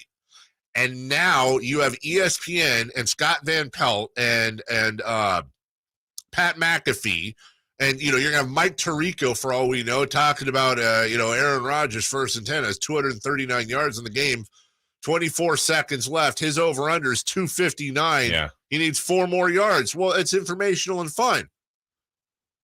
Not for everybody involved. Until you get the story of Billy in Mississippi, who's 12 years old and grabbed his dad's phone and ran up $5,000 in bills betting on the game. Much like there's you're talking about term limits, age limits for these things. Absolutely because right. of what? Lack of responsibility. It doesn't mean adults haven't figured out. That's 100% right. You want to talk about age limits. Why is it a 19-year-old can't go in and grab a beer from a bar in this country, but he can grab a gun and go shoot somebody in some land? Right. These are philosophical questions that are way too big for ding-dongs like us to answer on a sports show, but these conversations need to be had. And I'm not here to say, betting, the world's going to hell in a handbasket because of the betting thing. We have bigger problems, and people have a right to ruin their lives as long as they're not ruining others. But here's the fun part. You are ruining others. Because if I go out tomorrow and I'm laying money, and I work in this business, I'm laying money on the Niners because I happen to have inside info. Let's say that Trey Lance is going to do a thing and this guy's going to get hurt and blah, blah, blah. And I lose that money. Maybe my kid's not going to college now. Maybe I'm not making the mortgage payment. That doesn't just hurt me. That hurts my wife. That hurts my kids. And you will see, I promise you, over the next 5 to 10 years, an onslaught of stories, human interest stories, about people whose lives were ruined because of this. Yeah, and it's just, again, back to the contradiction, hypocrisy, whatever we say. This might be an extreme example, may not even come into play, but we know it for like baseball and Hall of Fame. Yeah. Certain things are keeping people out of the Hall of Fame. Gambling for Pete Rose. That's correct. Let's say Calvin Ridley ends up with a Hall of Fame type career. Yeah. He's not tracking it right now. No. But will some people? No, he bet on the game. Wait, but every ad, it's legal in states. That's right. Everything we're doing is promoting this. Retroactive. Yet a player who actually was betting on something that is keeping him out. There's so many contradictions in a lot of this. We just spent a long time talking about this, Jason. We'll go to break here. We didn't spend 1 second. You kind of alluded to it, but we didn't spend 1 second talking about the third string guy who is going to get his start, who knows he's got 1 year left, and he's got a wife, 5 kids, a mortgage payment, and college to pay for. And, Danny, whatever the hell from XYZ Casino approaches him and says, "Hey, kid, you're in a position to affect the game. I can make this worth your while. I can make this worth your while." And that's going to hit, and we're going to hear that. And all of a sudden it's going to be, oh my God, scandal. Really? I mean, it is. Yeah. Did you not expect this? Right. Oh, well, the big problem here is that now all of a sudden the integrity of the game is in question. Bro, the integrity of the game is in question. Right now, always has been. We'll take a break when we come back. Who's hot, who's not, followed up by Niners at 9. Amil Fragoso will join us for not 1 but 2 segments. We'll do all that right after this. Will Christian McCaffrey lead the NFL in rushing? Can Sacramento's own Eric Armstead bring his game to another level? Prescott back steps up in the pocket. He gets sacked. Back on the 15-yard line. Get in my belly. Get in my says belly. Eric Armstead. Will rookie Jake Moody pick up where veteran kicker Ravi Gould left off? Find out on Whitey and Watkins every day at 11 a.m. during the 49ers Focus on Sactown Sports at SactownSports.com.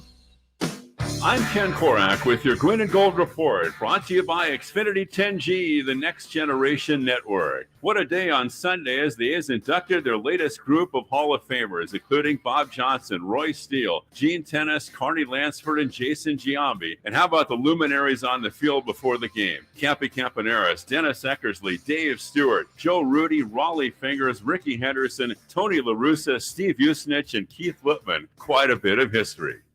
Ken Korak here, introducing you to the Xfinity 10G network. Xfinity is undergoing a multi-year network evolution, giving you a powerful connection today while building toward a faster, more reliable tomorrow. The Xfinity 10G network gives you the fastest internet with even faster speeds rolling out all the time. You also get a consistent and reliable connection when everyone's online, even during peak hours. That's a home run. If you want to learn more, go online at xfinity.com/10G.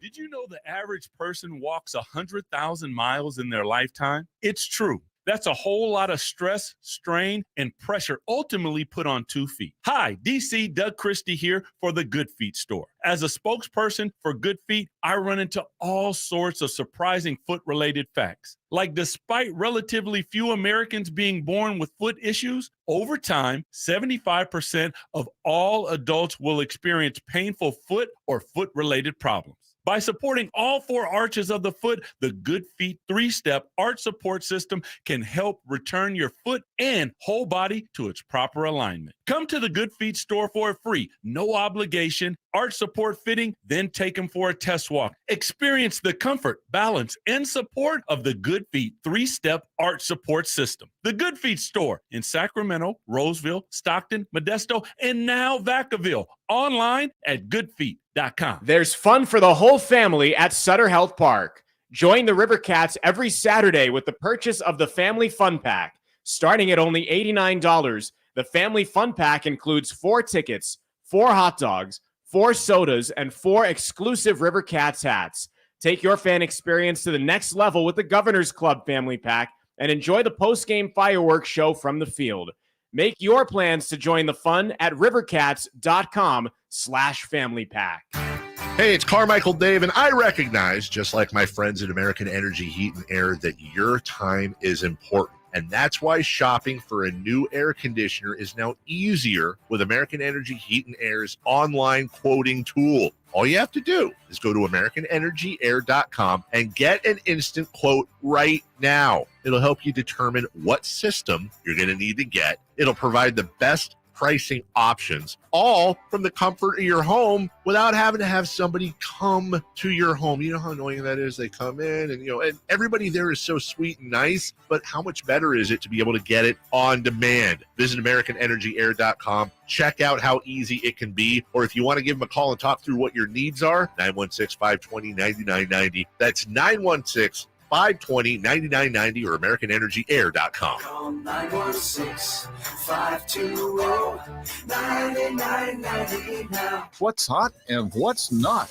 Brought to you by American Energy Heat and Air, making the uncomfortable comfortable. Head to AmericanEnergyAir.com to find out more. What's hot? Yeah, hot. Real hot. And what's not? It's not good. Brought to you by American Energy Heating and Air, Sacramento's complete heating and cooling company, and second opinion partner. At a text, 916-339-1140. I've been trying to help them out and look for it. Hey, guys, do you have a sound bite of the old Channel 31 jingle? When they played Kings games, they used the song Still the One. Do you remember this? I looked. I couldn't find it. I know KRBK was the old call letter. Still from Orleans? It was, Still the One. Still the One. I think that's Orleans. Is it Orleans? I think. We're still having fun. Channel 31. Oh, wow. Yeah, they adopted it. Okay. Channel 31.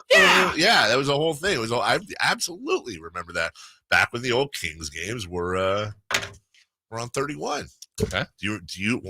I do remember. Do you remember who was the TV guy before Grant?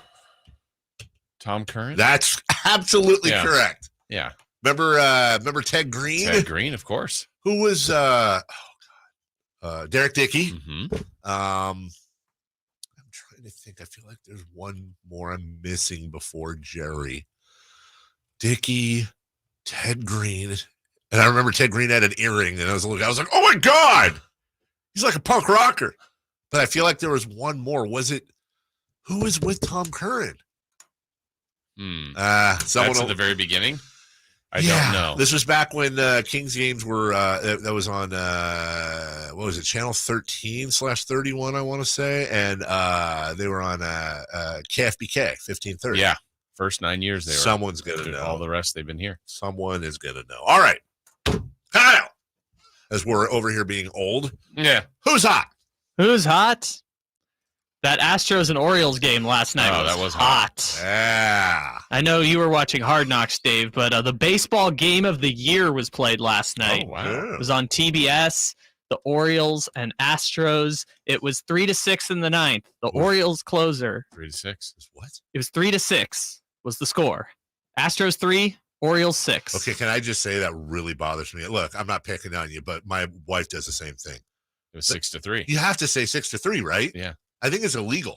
I don't think you can say 3-6. Anyways, 6-3. It was 6-3. Orioles 6, Astros 3. You mentioned John Singleton earlier. Yeah. He got a walk. Babe. Off of the second best closer in baseball behind Camilo Doval. Yeah. No, it was Felix Bautista for the Baltimore Orioles. Yes. Bases loaded, 2 outs, down 3, ninth inning. Kyle Tucker did this. 2-2 again. And Tucker hits it in the air pretty deep to right field. That sends back McKenna at the wall looking up. See you later! Kyle Tucker gives the Astros a lead with a grand slam. 7-6, Houston. He didn't say 6-7. He did not. Kyle Tucker, you crazy player. So, according to OptaStats, Kyle Tucker's grand slam in the top of the ninth with 2 outs against the Baltimore Orioles. And 2 strikes. Yeah. It came off Felix Bautista, who entered the game with a 0.85 ERA. Since ERA became an official stat in 1913, no MLB player has hit a grand slam in the ninth inning or later off a pitcher who entered a game with a sub-1 ERA. Wow.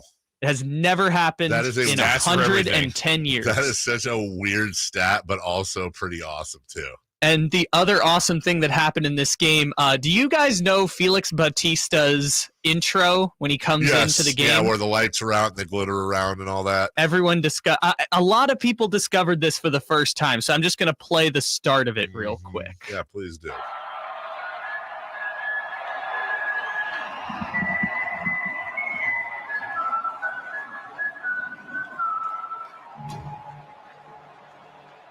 Which, for those, if you don't know, is the whistle that was in The Wire, which is a Baltimore-themed show that used to be on HBO. Now, let's go a little further, though. Do you know what tune that whistle was? I know the tune, but I don't know what the song is. There's lyrics to it. Yes, I know the tune, but I can't remember what it's called. The farmer in the That's what I thought it was. I'm like, I'm going to embarrass myself if I should have said the farmer in the... But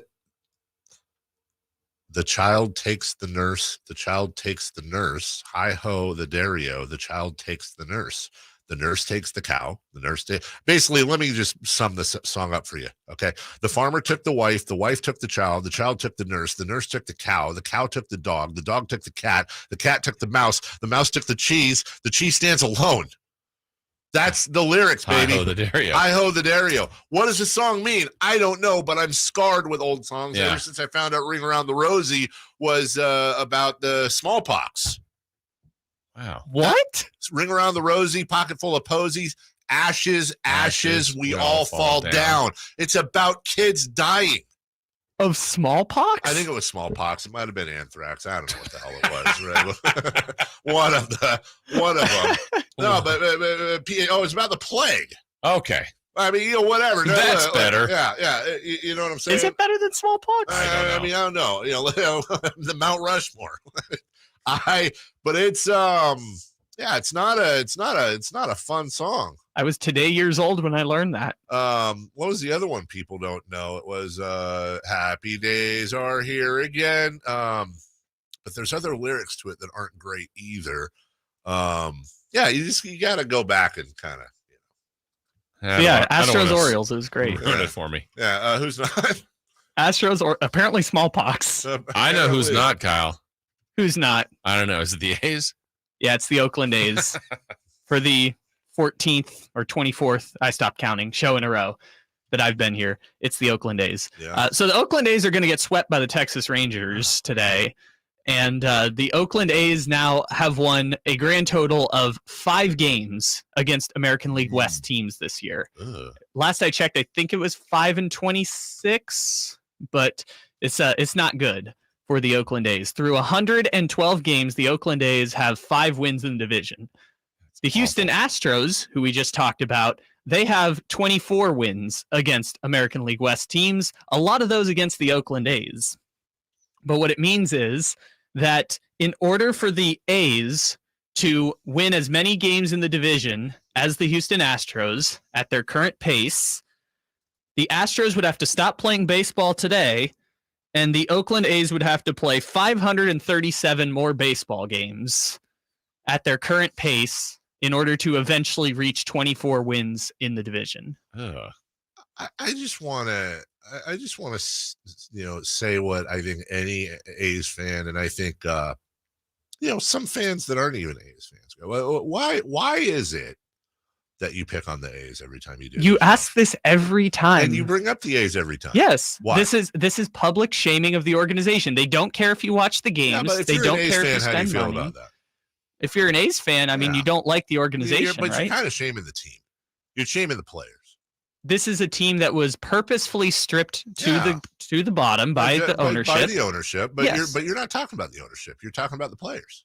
I'm talking about what is the worst baseball team of all time. But they know that. They know that. A's fans know that. They're about to lose their team. And every day you come in and you embarrass them. It is public shaming of the ownership. I have made this that. clear. You ever kicked a child? Not yet. Yeah, I mean, is that maybe you have. Hey, look at you, little kid. Punt.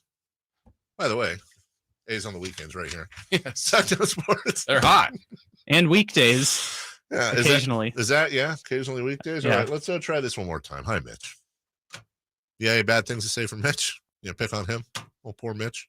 Other than the fact that I'm giving Mitch, this is the last chance, Mitch. I'm trying, baby. Not there. Not there. Sorry, Mitch. All right, we'll take a break. Honestly, a couple of Mitch's best calls today. Yeah. We'll take a break. When we come back, Amil Fragoso joins us. He will join us for a couple of segments via StreamYard because, he can't come in here and, whatever. Would Kyle take his parking spot too? He just refused. He turned back home. We're going to talk Niners and more with Amil next. Need the latest on your Kings? And Nerlens, in all fairness, I mean, he can protect the basket. Very unselfish player. Looking for the freshest scoop on the Niners? Trey Lance not being on the roster is an option for them. Why else would they have 4 quarterbacks around? But I don't think it's the most likely. Want to find out the latest on the MLB playoff race? I think Bailey has kind of been the glue to put this all together because you got to have an elite catcher to make a run at a late playoff push. For all that and more, check out SactownSports.com. All new spring deals are here at Lowe's. Start planting your garden this weekend with Bonnie 11.8-ounce vegetables. Buy 4 for $10. Plus, liven up your patios and decks with fresh blooms. Select 1.5-gallon hanging baskets or 2 for $20. Lowe's knows spring. Lowe's knows home improvement. Offers valid through 5/17. In-store only. Actual plant size and selection varies by location. While supplies last, excludes Alaska and Hawaii. Golf to Go is brought to you by the Hagen Oaks Golf Super Shop. Here's Frank LaRosa. Top 100 PGA and LPGA teaching professional Kelly Stenzel offers a few tweaks for your short game, including putt whenever you can, chip when you can't putt, and pitch only when you have to. For small distance, small setup. Shorter shots require smaller swings. Grip the handle lower for less power, and a narrow stance will limit your backswing. For large distance, large setup. The farther you want to hit the wedge, the larger the swing needs to be. Full length on the grip and a wider stance create more power. And posture is key for contact and loft. See that your short game posture reflects that of your full swing. Ball position tips. Left for loft. For right-handed golfers, move the ball forward and increase loft. Right for roll.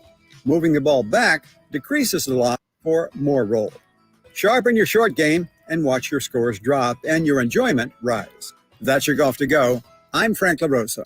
Relive racing history with hundreds of historic race cars at the Rolex Monterey Motorsports Reunion, August 16 to 19. Hundreds of the best from the high-revving Ferrari and Lotus to the gun-packing fear of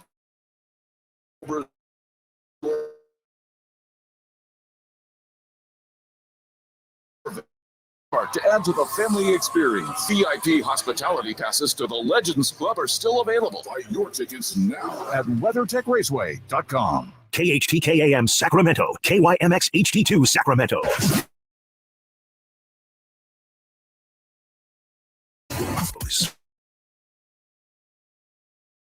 Please. And it's swung on line to left center, base hit, and the A's have won it on a walk-off line drive, base hit to left center.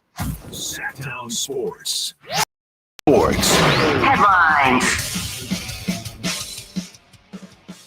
Good morning, Sacramento. My name is Kyle Ledbetter, and these are your Sactown Sports headlines. The Sacramento Kings have signed Stockton Kings star Neemias Queta to a standard NBA contract. Last season, Queta second place with 8.7 rebounds, 1.9 blocks per game, and shooting a G League high 68.5% from the field. Queta will be the 15th NBA contract the Kings have signed for 2024 and will be part of the Kings' backup center rotation along with Trey Lyles, Alex Len, and Nerlens Noel. Last night, the Los Angeles Angels ended their 7-game losing streak with a 7-5 win against the San Francisco Giants. Meanwhile, the Oakland Athletics lost again to the Texas Rangers. Final score, Texas 6, Oakland 1. If you missed any of today's show, you can listen to all 4 hours on our podcast and YouTube feeds right now at SactownSports.com. Those are your headlines. Ladies and gentlemen, it's time for the Fragoso Show here on Sactown Sports.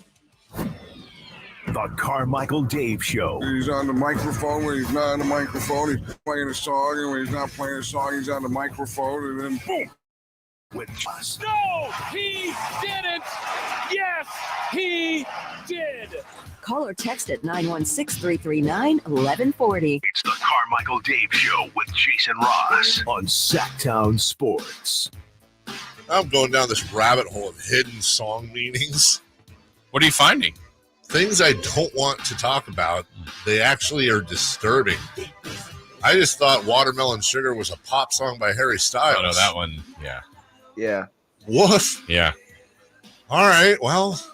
If you want another one, Hurts So Good, John Mellencamp.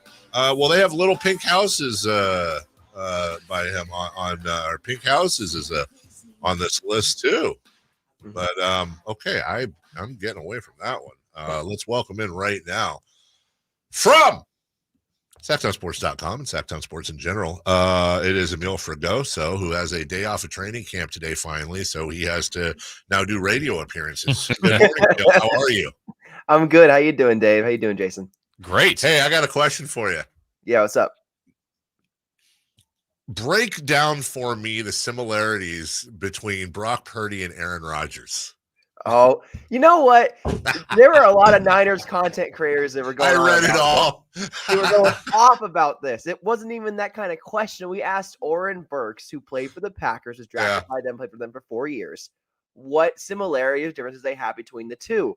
And they all, every single time we ask anyone about Brock, the players especially, they all say the same thing. It's poise. It's always his poise and his moxie. So there was no different answer, no nothing. But of course, Niners Twitter took it out of proportion. Here we are now. They were killing you guys. I read the whole thing. I get it. You're asking somebody who's played with both quarterbacks if there's any similarities between the two. But that got morphed on social media into basically saying Brock Purdy's Aaron Rodgers. Which I'm not saying he's not. Right. He's not. He could be better. What if he's better than Aaron Rodgers? Amil is saying he's not. He's not. Amil, Aaron. Are you ruling out that Brock Purdy could have a better career than Aaron Rodgers? Probably, yes. What if he wins 2 Super Bowls in his first 3 years? If he does that, then maybe anything's possible with the Niners, especially. But to compare him to Aaron and to be like, yeah, can he be better than Aaron? Like that's pretty hard to do.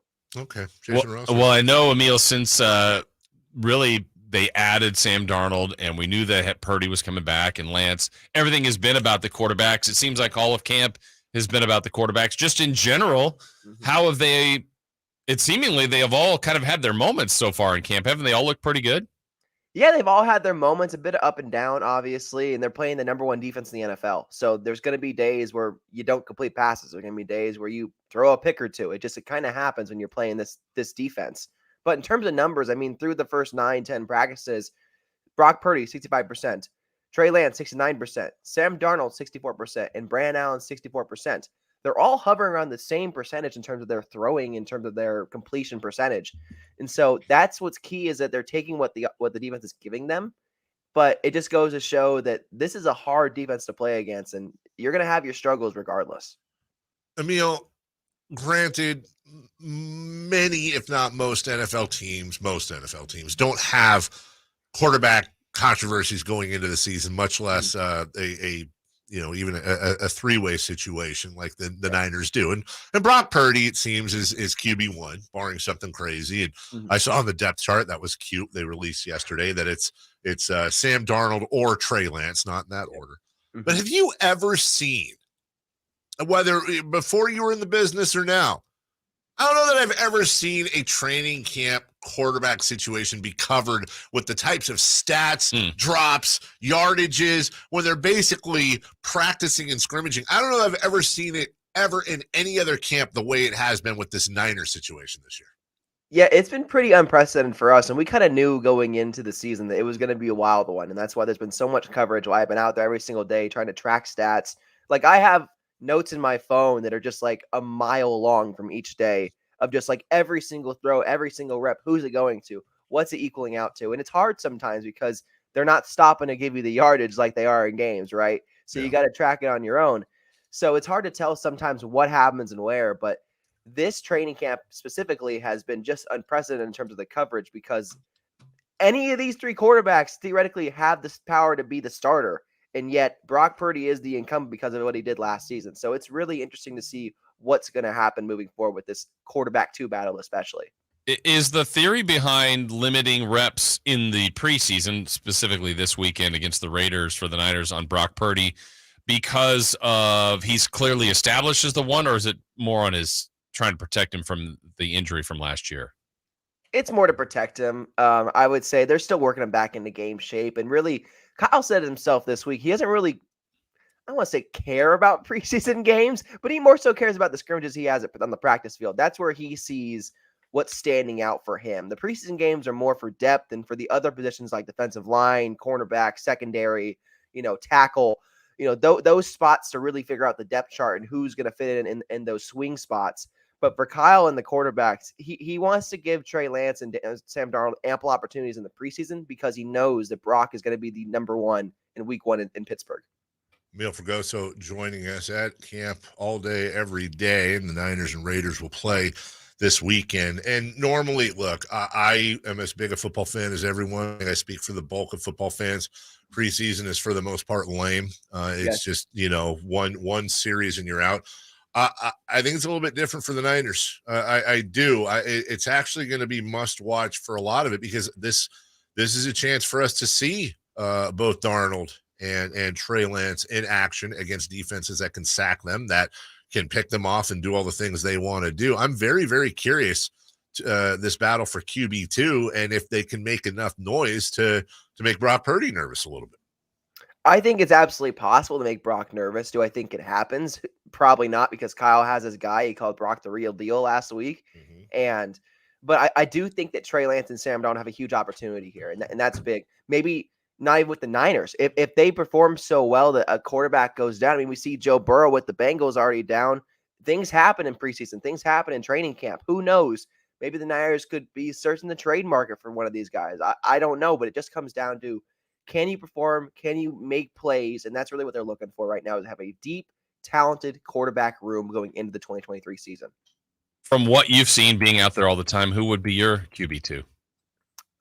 Trey Lance. It would be Trey Lance right now, just because he knows the offense better. And I think he's taken major strides this year, going from his last season where he was, having the fractured ankle, going through the broken index finger on his throwing hand, to just now working 2-3 weeks with Jeff Christensen, Patrick Mahomes' throwing coach. He looks like a night and day difference. Like, his release is on point. It's the fastest out of any of the quarterbacks. And while he still struggles to be consistent right now, I think the overall improvement is really, really encouraging. I'm really excited to see what he does in these joint practices and then going into the preseason as well. Here's the thing, and we talked about this, I think yesterday or the day before, Amil. Is there a scenario, like let's say Brock Purdy doesn't even play in the preseason at all? Is there a scenario? Can Trey Lance do anything to grab that QB1 spot? And listen to me now. What if he plays the first half of every single preseason game, and the dude's like a combined 59 of 65 for 9 touchdowns, no picks, and rushes for another 3, and looks like the second coming of Patrick Mahomes? Is Kyle Shanahan stubborn enough to not even open up the conversation if Trey Lance is just balls out, no pun intended, or would he take a look? That's a great question, and one that's hard to answer with Kyle. It just is. But I think with this specifically, Brock is the QB1, and Trey Lance is going to be the QB2 most like. I just don't know what he can do, because even in practice right now, Brock's throwing the most interceptions. He's also the most touchdowns. He's had most of the first team reps. So it really goes, it's not really even a battle for QB1 anymore. It's a battle for QB2, and that's just how the reps are working in training camp right now. And going into the preseason, I don't know if that's going to change much, because once Kyle makes up his mind, he kind of sticks to it unless something major happens. How many of the number ones, the slotted, projected, game one starters, do you think are playing this weekend against the Raiders? Even if it's minimal. Almost none at all. I mean, Kyle even said it the other day. He's like, I don't want my starters playing week 1, maybe week 2, week 3, but not week 1. It's going to be most of the backups and depth guys that really try to fight for roster spots here. I want to go back to the whole Kyle Shanahan thing with Trey Lance, because that's fascinating. So you're saying, and by the way, I don't disagree with you, that Trey Lance could just be, again, I'll just keep saying Patrick Mahomes in the preseason, like, my God, he's just insane. But Kyle has said what he said about Brock Purdy, and likely wouldn't move. It is, well, let me just boil it down. Is that dumb? I mean, is it dumb? I think it is. Yeah. I think Kyle needs to play, see how it goes, and just kind of let the chips fall as they may. But I don't know if he's going to do that, because he loves Brock so much. He loves what Brock represented last year and what he did for this team, and the team really rallied around him last season. I mean, they had a real chance to go to the Super Bowl last year if Brock does not, tear his elbow up on the first series. That's a reality here, is that a rookie quarterback, a former Mr. Irrelevant, almost took them to the Super Bowl last year. And that's hard to find anywhere else, especially considering their quarterback woes over the years. So right now they want to let it ride, and they want to let it ride to Brock and give him that chance. But I do think going into the season, if he doesn't perform, it'll be a shorter leash than we expect. Does he look better to you? Speaking of Brock Purdy, I mean, you were at camp last year. We saw him, obviously. We didn't really know who he was or have much expectations for him last year, but then he gets put into the fire and he does shine. Does he look overall, especially off the injury, better and more suited to be the quarterback of what could be a Super Bowl team? I don't know if I say better. I say because he's still working back off of just having the surgery. He's 5 months post-surgery. Like, he's still working to be in game shape. So he's had some plays where it's been like, oh, Brock usually makes that. Okay. But then he's had some plays down the middle where he's just working through progressions where he hits it perfectly. Like, he had, I believe it was this wheel route up the seam that he hit CMC. It was the perfect touch for like 30 yards. It would have been to the house in any game. And that right there is what's so important for Brock Purdy, is that velocity is there and that feel and touch is there. That has to come back after this surgery. And so far it has. So all the rust and whatever, that comes with just playing games and getting reps with the players. What's important is that he can still throw the football the same way he used to. And Brock's even said it himself. He feels normal, no fatigue, nothing like that from having post-surgery. We're going to step aside literally for 60 seconds and then continue with Amil Fragoso, who apparently is live on location. And congratulations to me for letting this segment go as long as I have without my ADD taking over. Do I see right that I can get a large mango strawberry smoothie for $2.99? Dude, it looks like you have a menu behind you. I do. For those of us, for those of you watching, you have a menu behind you, and then what looks to be a rack of wedding dresses over your right shoulder. Where are you on location? Is it sponsored? And if not, why not? This is my apartment, guys. First of all, Are you serious? This poster right here is you live in a smoothie shop? That's awesome. Right here, this is a curtain, guys. This is a curtain. Okay. Not a wedding dress. It's a curtain. I live with my mom. I'll just say that. This is my apartment, the garage apartment upstairs. This is a menu item that she used to make. She used to own a restaurant back in the day, so this used to be in the restaurant. So, yeah, I like it as before. That's good. That's the best thing ever. Yeah, it does look like he's he's sitting in the corner of a coffee shop or something. It looks like he's in a coffee shop. I like it. It's a great spot. So it's my little desk right here. I'm sitting at. Well, and let me just say, it's a fine curtain. You understand where I'm coming from, right? No, from my angle, it looks a little wedding dressy. I get it. It looks like a wedding dress. It looks very, very decorative pattern. Okay. Well, we're going to take a 60-second break. We'll come back with Amil Fragoso live from Amil's Shakes and Wedding Dresses right here on SactownSports.com. Did you know the average person walks 100,000 miles in their lifetime? It's true. That's a whole lot of stress, strain, and pressure ultimately put on 2 feet. Hi, DC Doug Christie here for the Good Feet store. As a spokesperson for Good Feet, I run into all sorts of surprising foot-related facts. Like, despite relatively few Americans being born with foot issues, over time, 75% of all adults will experience painful foot or foot-related problems. By supporting all 4 arches of the foot, the Good Feet 3-step arch support system can help return your foot and whole body to its proper alignment. Come to the Good Feet store for a free, no obligation arch support fitting, then take them for a test walk. Experience the comfort, balance, and support of the Good Feet 3-step arch support system. The Good Feet store in Sacramento, Roseville, Stockton, Modesto, and now Vacaville. Online at goodfeet.com. The only place in the morning to get your sports fix. Live and local. The Carmichael Dave Show with Jason Ross.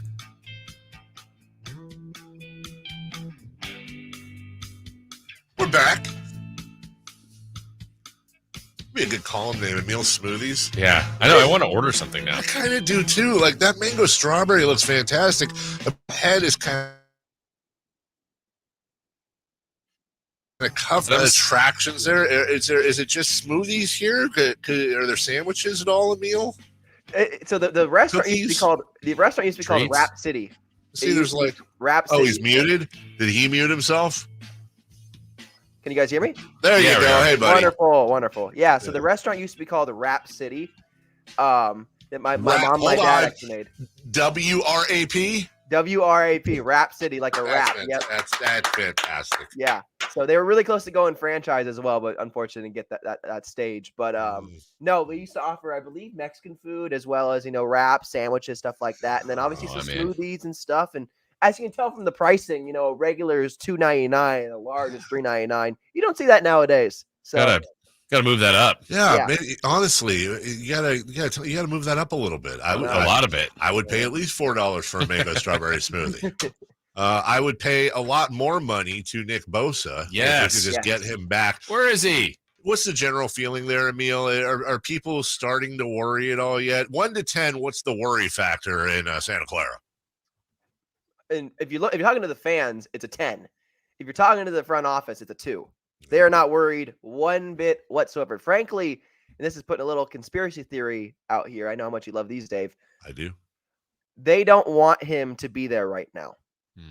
They want him to stay away. Don't subject him to the joint practices. Don't subject him to training camp. Don't do any of that stuff until they have to, maybe week 3, week 4, going into the regular season, because they don't want him getting hurt, right? They don't want some offensive lineman trying to make the roster, collide into his ankles, and then, he's out for half the year. They can't afford that. So this might be a play for the Niners to hey, sit back in Florida, do your training like you usually do, and we'll give you your contract. We'll make it a whole big thing when we back the final week of preseason. That could be what's happening here, because you talk to Kyle, you talk to John. John's preached patience and urgency. Obviously, they want him here. It's not happening. Kyle's preached, hey, I don't think Nick Bosa's ever done a training camp, and he's pretty damn good. So they're super chill about this whole thing. They're pretty positive they're going to pay him. And there hasn't been, to my knowledge, Emil, you'd know better, there hasn't been one even murmur or rumbling that they're far off on money. I mean, they know he deserves the bag. He knows they want him. It does seem probably what you just said is probably more plausible here, is they're protecting him, maybe protecting others, and he'll be ready to go when the season starts with a big, heavy contract. Yeah, that's exactly what's going to happen here. They've talked about the money, and they haven't done numbers because they want to keep that private. And you know how the Niners are. When they want to keep something private, they do. Nothing gets leaked out of that ship. So with Bosa, it's really about getting the contract correct to obviously give him the bag, get him what he's worth, but also to get the cap situation right going into the next season, 2024, 2025, 2026, when they're going to have to really make decisions on some of these high-profile guys and all this money they're paying these guys to figure out how we're going to build this roster. How's Elijah Mitchell? What's the latest? Elijah Mitchell has been out of training camp for most of it. He's dealing with an abductor strain right now. He hasn't been there for about a week and a half of actually practicing. He's been there, but he hasn't been practicing. We're not totally sure. And in his absence, J.P. Mason and Ty Davis Price have been very, very good in their backup running back roles. So this could be, in my opinion, a Jeff Wilson Jr. situation from last year with Elijah Mitchell, where he could get shipped off by midseason if he doesn't start performing. That's the reality here, because they can't afford to have inactive bodies on this roster. They need everyone for this Super Bowl push. Is there a chance? Is it on the radar? Is there a chance Elijah Mitchell's, as you said, going somewhere? Done? We haven't heard anything. They want to keep him here. Obviously, he's still hurt. But again, Niners, if they have an opportunity to snag a 5th rounder for a running back that they can, somehow find surplus with these guys, then they're going to probably do it. I mean, that's just the reality of the situation, is that they're all about getting compensatory picks and keep stacking those numbers for the draft. They love having back-end draft picks. Yeah. Emil, I know you've put it out there. We've talked about it with you a couple times about how great Brandon Ayuk's looked. But I want to go to Deebo Samuel. Deebo was very critical of his own year last year. How has he looked as he's getting ready for another season? I mean, he said it himself, leaner, lighter, quicker on his feet, just change the direction. You can see it. Deebo obviously is a thicker person, especially with his legs and his lower body. He's a very thick human being, but he's really slimmed out this year and looks a lot leaner in his midsection, a lot leaner in his legs and his body. He looks more like he looked in his rookie season when he came in with the Niners, and that's really huge, is that if he can get back to that athleticism and back to that just overall burst and quickness, it's going to be really hard to stop this offense, especially because they want to use him out of the backfield, want to use him in other stuff. So Deebo looks great. Obviously, he hasn't had the numbers. He had one touchdown. I remember that they threw back shoulder. He caught a high point in the end zone, came down a little funky, got a little hurt for a second, but he's okay. So Deebo's looking more like Deebo, and that's what's key here, is if Deebo looks like Deebo and BA looks like BA, good luck to your DBs, honestly.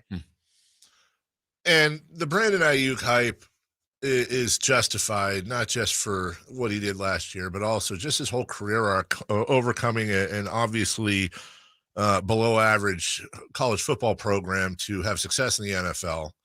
But also, that was a dig. You see, I had to do that. When you look at other stories, let's look at something else that's getting a lot of hype too. And I want to know from your opinion if it's just like the Ayuk hype, Javon Kinlaw. Yeah. And the potentials here are absolutely amazing if it's for real. Are you buying into it? Oh, I'm buying into it 100% with Javon Kinlaw. He has looked night and day different. He looks in his best physique he's looked ever in the NFL. He looks healthy, which hasn't been the case for the last 2 years, coming back from knee surgery and then having knee irritation last year. Kinlaw looks like he was supposed to look when he came out in the first round of the 2018-19 draft. Yeah, he looks to be that guy. And obviously this is a big year for him because he didn't pick up his 5th-year option going into next year. He has to perform this year with the Niners if he wants to stay with the team. And so far in training camp, he's looked the part. He bull rushed an offensive lineman so bad. I swear to God, he ran through the offensive lineman playing quarterback. Like it was Javon Hargrave-esque. It was like just sheer power pushing through them. He looks like a man possessed and a man determined to really make an impact this year. How about other defensive standouts that you've seen in camp? Who else has caught your eye? This is a really surprising one. I didn't expect it because they signed him about a week ago. Taco Charlton on the defensive line. We always remember Taco Charlton. He has this one spin move that has left offensive tackles lost and confused. Like he'll go to his outside on the left tackle, go to his outside, then cut back with the spin move really quick, and they're like floating in a different direction. It's kind of crazy that this guy who the 5 other teams could not get the best out of him is now here with Chris Kasarik, the defensive line coach of the Niners, with the Niners and their great defensive line.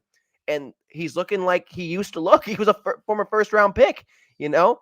And I think that's what's important with the Niners and their so-called reclamation projects they're great at doing, is that they're able to get just pure talented guys and turn them into blue chippers. You look at Samson Ebukam last year, Charles Omenihu last year, you know, Arden Key years prior. Like this is the reality for them, is they're able to churn forgotten talents into blue chip talent. And that's what's really key here with the Niners.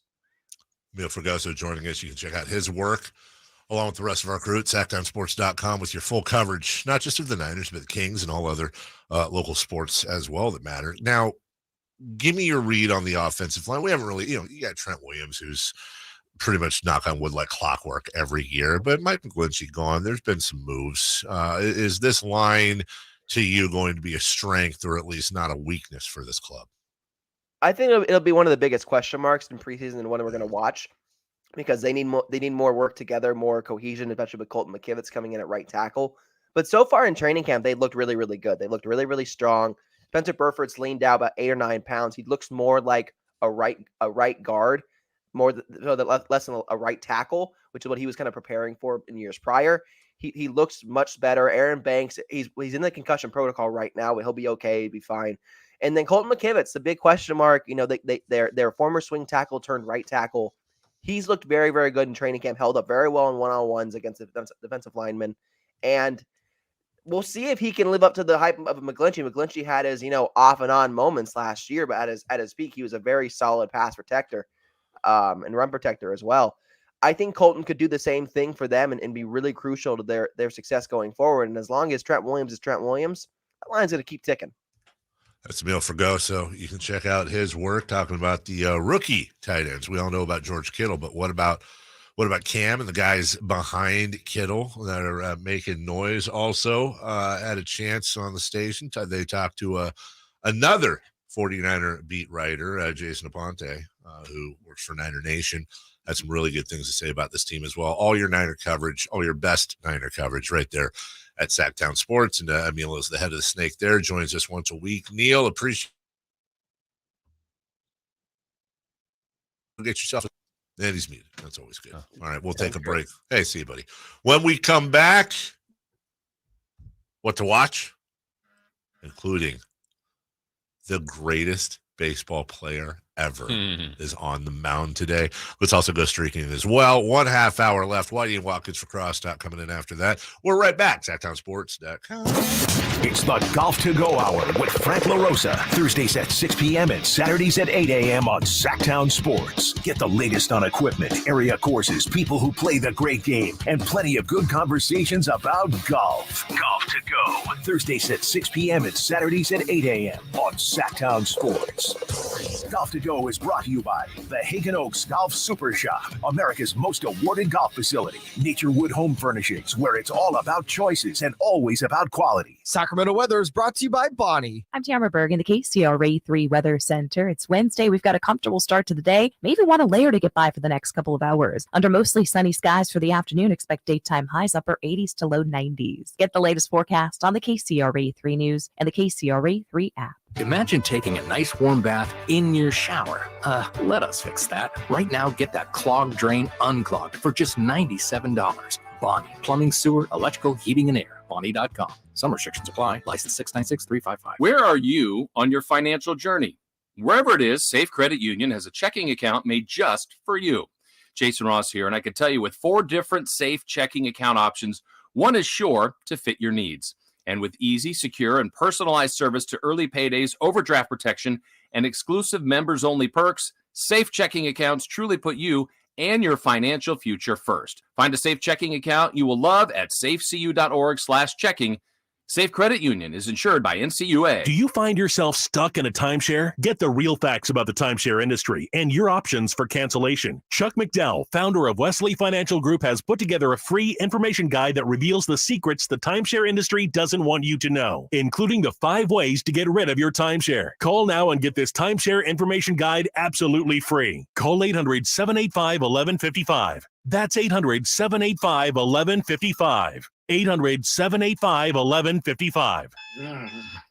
That's Mike saying good morning. It's the best he can do right now. Yeah, not a cloud in the sky. What Mike could use is a fresh start. And Irish Spring Body Wash. The fresh scent of Irish Spring and those sensational Irish Spring suds are just the reset Mike needs. Now he's ready to go to work. It's Sunday. Irish Spring. When the spring hits you, you're ready. Pick up Irish Spring at Walmart today. My ride smells just right, just right, just right, just right. Y'all gotta try that Febreze car. Just right, just right, just right. La la la la la. Pick up for 40 days of consistent scent. All over Febreze car clips right on your vent. You know my car's my happy place. Keep that smile on my face. When it smells just right, just right, just right. Yeah, breathe happy Febreze. La la la la.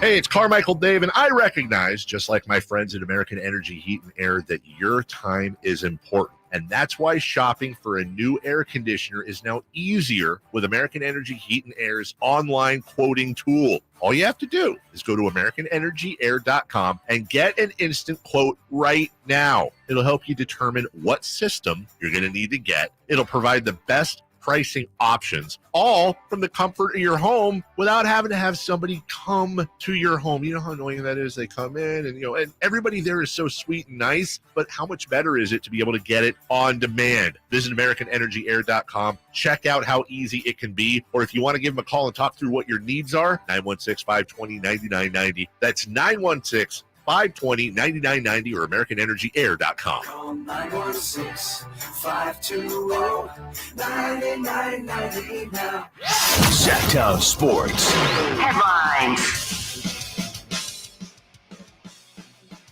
Good morning, Sacramento. My name is Kyle Ledbetter, and these are your Sactown Sports headlines. The Sacramento Kings are signing Neemias Queta to an NBA contract. Last season, Queta finished second place for the 2023 G League MVP, averaging 17.7 points, 8.7 rebounds, and 1.9 blocks per game, and shooting a G League high 68.9% from the field. Queta will be the 15th NBA contract that the Sacramento Kings have signed, and he will be a part of the Kings' backup center rotation along with Trey Lyles, Alex Len, and Nerlens Noel. Last night, the Los Angeles Angels ended their 7-game losing streak with a 7-5 win against the San Francisco Giants. Meanwhile, the Oakland Athletics lost to the Texas Rangers 6-1, but the A's play today at 12:37. Those are your headlines. If you missed any of today's show, you can listen to all 4 hours on our podcast and YouTube feeds, available right now on SactownSports.com. Now it's time for the final half hour of the Carmichael Dave Show with Jason Ross.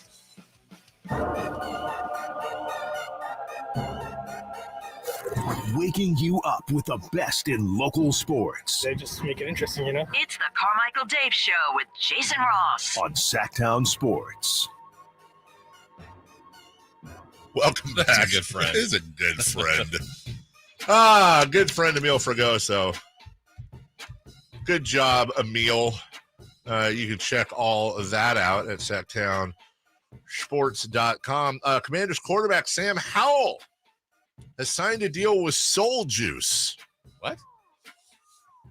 It's exactly what I went. So what the heck is soul juice and where can I get some? Well, it's a Korean pear juice brand. Seoul. Okay. Is in the capital. Sam Howell, who is part Korean, not only signs the deal, but also gets equity in the company as well. It is a Korean pear juice brand, which I just have a quick question before we get to what to watch. You know, why is it that like pear juice? I like pears. I've never had pear juice. I don't believe I have. I don't know, but I don't think so. In I know at least in Brazil, maybe other countries, but I just know in Brazil, you know what's huge over there is watermelon juice. I love watermelon. Why are those not things here? Why is what is it I get in Mexico all the time? Agua fresca. They basically take water and fruit and blend it together, and it's amazing.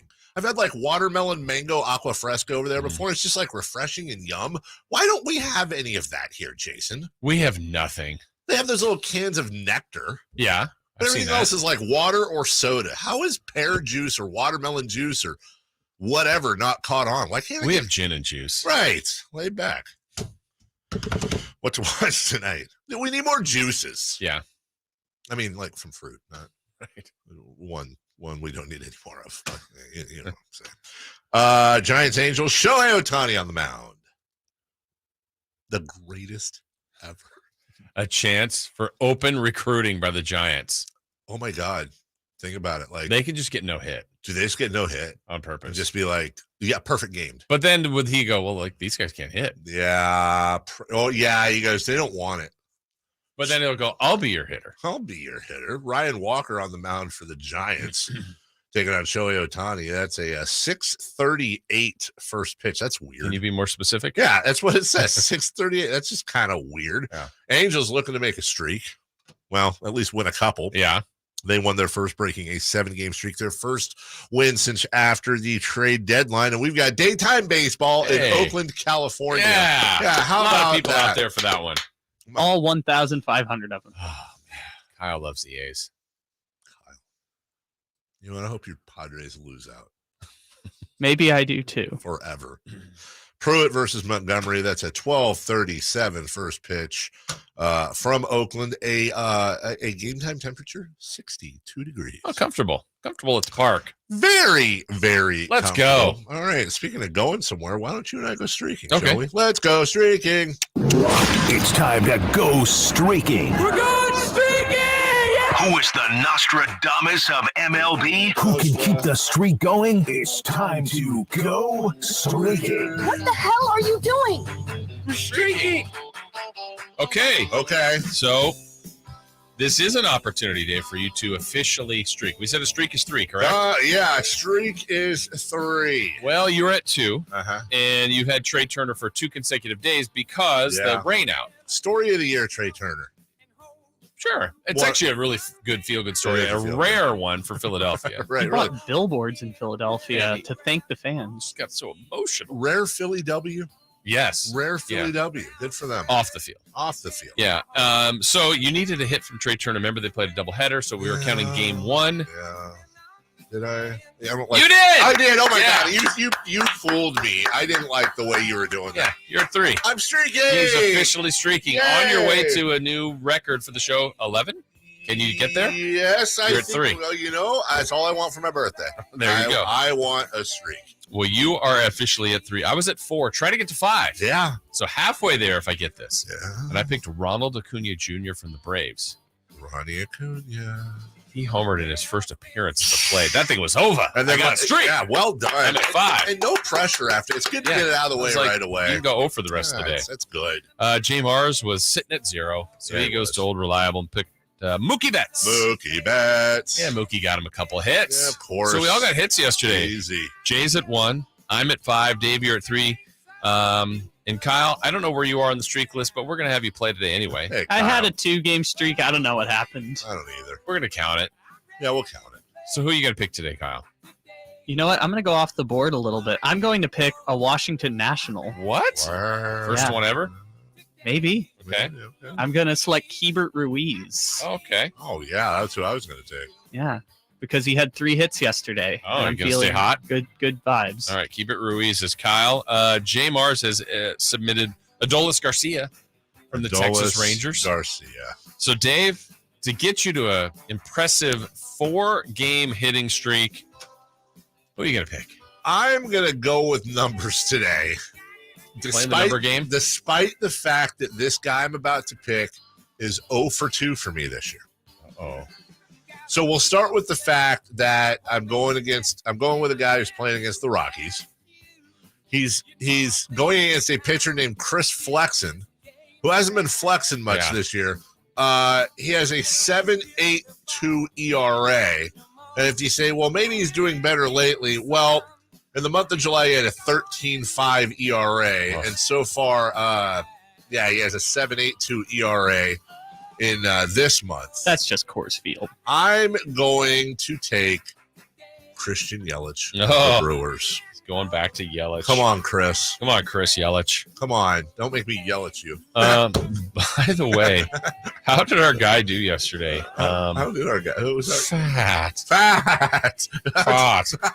How did he do? I'm looking him up. His Diamondbacks, right? Yes. 4 2/3. 6 hits, 4 earned, 2 walks, 5 Ks. Well, that's a 9 ERA. Took the loss, and he's 0-6. Oh, poor Fat. That ERA is now fat. I am going to take. What a stupid thing. I'm going back to the Atlanta Braves. This squad can hit. And this guy's having a great year. Former Oakland A, Matt Olson. Not Chapman. No. Olson. I think it's the first time I picked Matt Olson. I think it is. So there we go. Okay. Might win NL MVP. He Acuna, just maybe might. Freeman, maybe Betts, maybe Olson.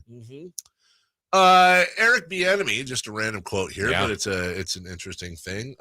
He wants, when I first read this, it says, "I am intense," and I went, "Is he camping? What is he talking about here?" Nope. Get out of the tent. Talking about something else here. Yes, I am intense, and I would be afraid too to start if I didn't know him. Eric Bieniemy is who he is. Okay, Eric Bieniemy knows how to adapt and adjust. Eric Bieniemy is a tough, hard-nosed coach. But also understand, I'm going to be the biggest and harshest critic, but I'm also their number one fan because I got their back and I'm going to support them at all times. I especially appreciate the third person. I do too. I like how he went back and forth between I and Eric Bieniemy. Yeah. Keep him guessing. Ron Rivera had made some comments that, according to Ron, were misconstrued about the lack, perhaps, of intensity from Eric Bieniemy. He tried to clean that up. I had a number of guys come to me and I say, hey, just go talk to him. I said, understand what he's trying to get across to you, and I think as they go and they talk and they listen to him, it's been enlightening for a lot of these guys. I mean, it's a whole different approach. You get a different kind of player from the players back in the past. Especially in light of how things are coming out of college football. So a lot of these young guys, they do struggle with certain things. Eric has an approach, and it's the way he does things, and he's not going to change. And because he believes in it, Jack has his approach. Having been a head coach, I think Jack has a tendency to try and figure guys out a little bit more, as opposed to, hey, this is it, this is the way it's going to be, that type of stuff. Where Eric hasn't had that experience yet. Just that when they came to you, it was just they felt like Eric was riding them too hard, or? Well, they just were a little concerned.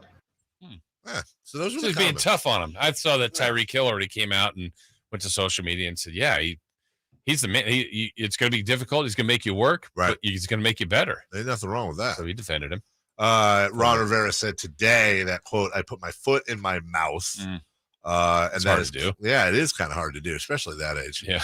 He said that his comments were not as clear as they needed to be, and just wanted to reinforce that Bieniemy has all of his support. We'll take a break. When we come back, Celebrity Birthdays brought to you by Crumble Cookies. What day of the week is it? Well, it's Wednesday, but National Day. Yeah. And Celebrity Birthdays, and we got some big ones, I believe, today. We'll get to all that. I don't know. I'm just guessing. Okay. We'll get to all that right after this.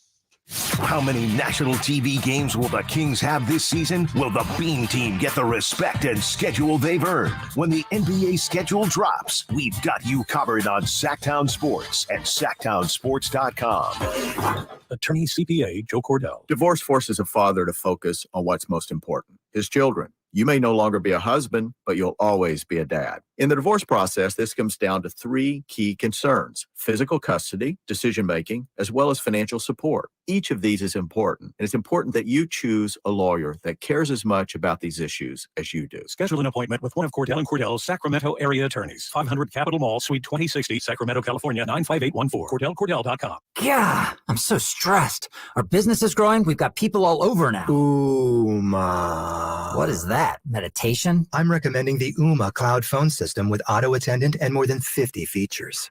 Ooma? Yep. Switching to Ooma is a cinch. Just $24.95 per month per user, plus taxes and fees. Ooma. Now you're feeling it. Find small business calm at ooma.com/radio. That's OOMA.com/radio. Whitey here reminding you that not all grills are created equal. Enjoy the prime grilling season today with a new lifetime warranty Napoleon Prestige line of outdoor cookers. My personal Napoleon P500 series gas grill has turned me into a grilling pro. Napoleon Prestige grills, versatile grilling for every occasion. Form, function, and luxury can come in the same package.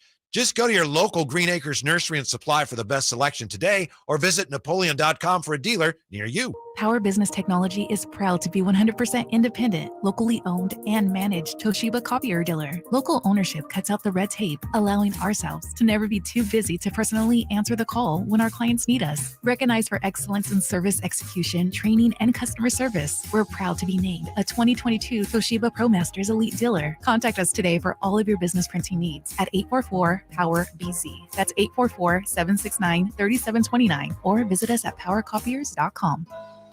There was always a crowd gathered around our dining table when I was growing up. Hi, I'm Frank LaRosa with a word about Naturewood Home Furnishings.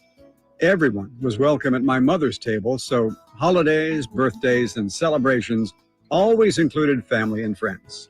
I used to think I was the most popular kid in the neighborhood until I realized that my friends were really there for my mother's incredible cooking. Years later, when I bought my own dining table from Naturewood, I made sure it was large enough to make friends feel welcome. And right now, during Naturewood Home Furnishings Dine in Style sale, you have an opportunity to find the perfect dining room furniture to help you create your own treasured memories. Choose from casual to formal or anything in between. Visit Naturewood Home Furnishings during the Dine in Style sale off Highway 50 at Hazel. Look for the water wheel. Y'all ready to do it again, Sacramento? Country in the Park 2 is coming to Heart Health Park at Cal Expo Saturday, September 9th with Cole Swindell, Chris Jansen, Dylan Scott, and more. Plus, a mechanical pool, line dancing saloon, and all the food. Tickets start at $40 or grab your Coors Light Y'all Access passes for $125. For more info, visit SactownSports.com. Country in the Park 2. Brought to you by Shane Company, Attic Man Heating and Air Conditioning, and the United States Marines. Hey, you want to be around people having a great time? You need to come check out Capital Casino, offering the most varieties of table games in the region in the friendliest environment. Come for the food, which is awesome, of course, and stay and play. Conveniently located in downtown Sacramento at 411 North 16th Street, right there in downtown Sacramento for over 20 years. Cap Casino, best food, best games, and of course, the best action. And please gamble responsibly. 1-800-GAMBLER. It's time for the news of the day. The latest headlines, the biggest stories, hard-hitting analysis. Yeah, this is none of those things. And now, here's Carmichael Dave and Jason Ross. Hey! Yay!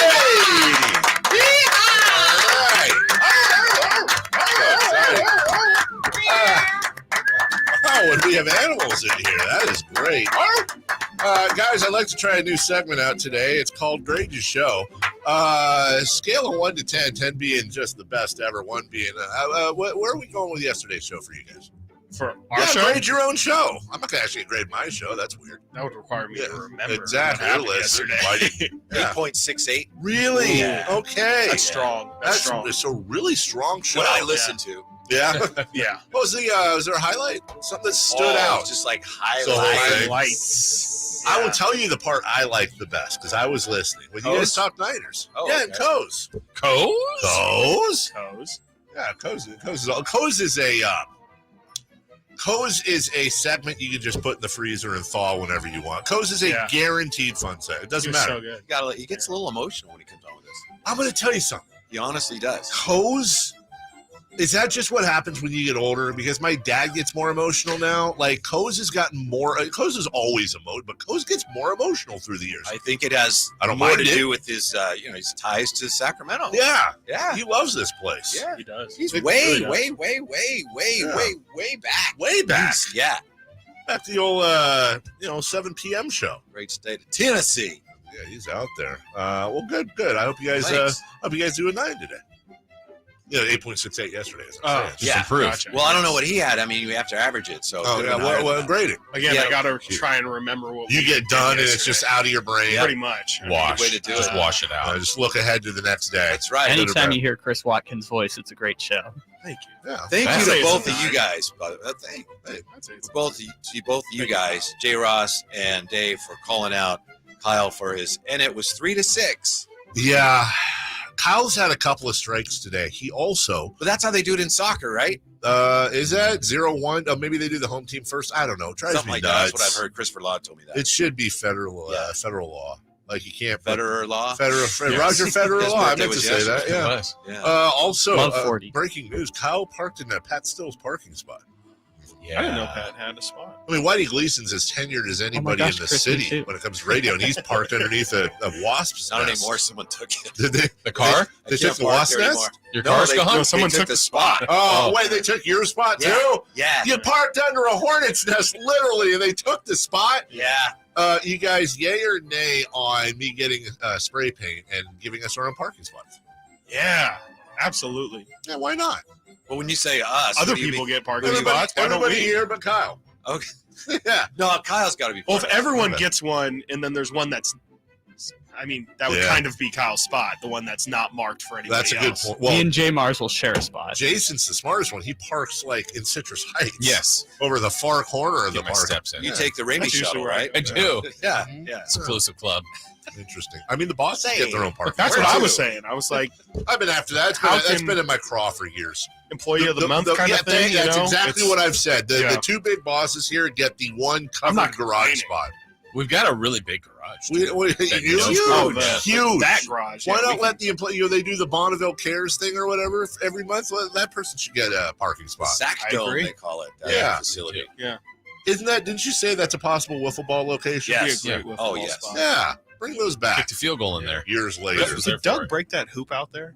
I remember hearing a rumor that he dunked on that hoop that was out. It's still out there. He It's just dunked on completely it. dangling. He didn't break. Well, I think it was No. already loose when he and did he the dunked for a video. yeah, what was it for? It was for a gender reveal. Was it really? Yeah, oh, was it someone really? Yeah, okay. he dunked, but he didn't break the hoop then. He did Oh, it well, at now the- like the hoop is like completely folded over and it's not. I'll tell you who didn't break it. Great team. Those guys suck. Great team I sucks. wanted them to get it together Yeah, already. absolutely do. I mean, I'm worried about Doug's coaching future. Great team. They're not listening. He's running out of timeouts. Yeah, he is. I don't have much for you guys other than today's National Passion Fruit Day. I don't know that I've ever tried passion fruit. Anyone? My daughter and her husband, they have grown them in their backyard. Really? Yeah. Are they good? In Chris's area. of Really? Sacramento. Really? Yeah. Are they good? It takes seriously a ton of them to make any. Like if you want a juice Yeah. or something, you need 1,000,000 of them, but they're good. So, can you compare it to any fruit? Nope. Like, no, it's its No, own don't thing. have time. Yeah. Just we're almost out of time. Today is also National Rice Pudding Day. Yeah.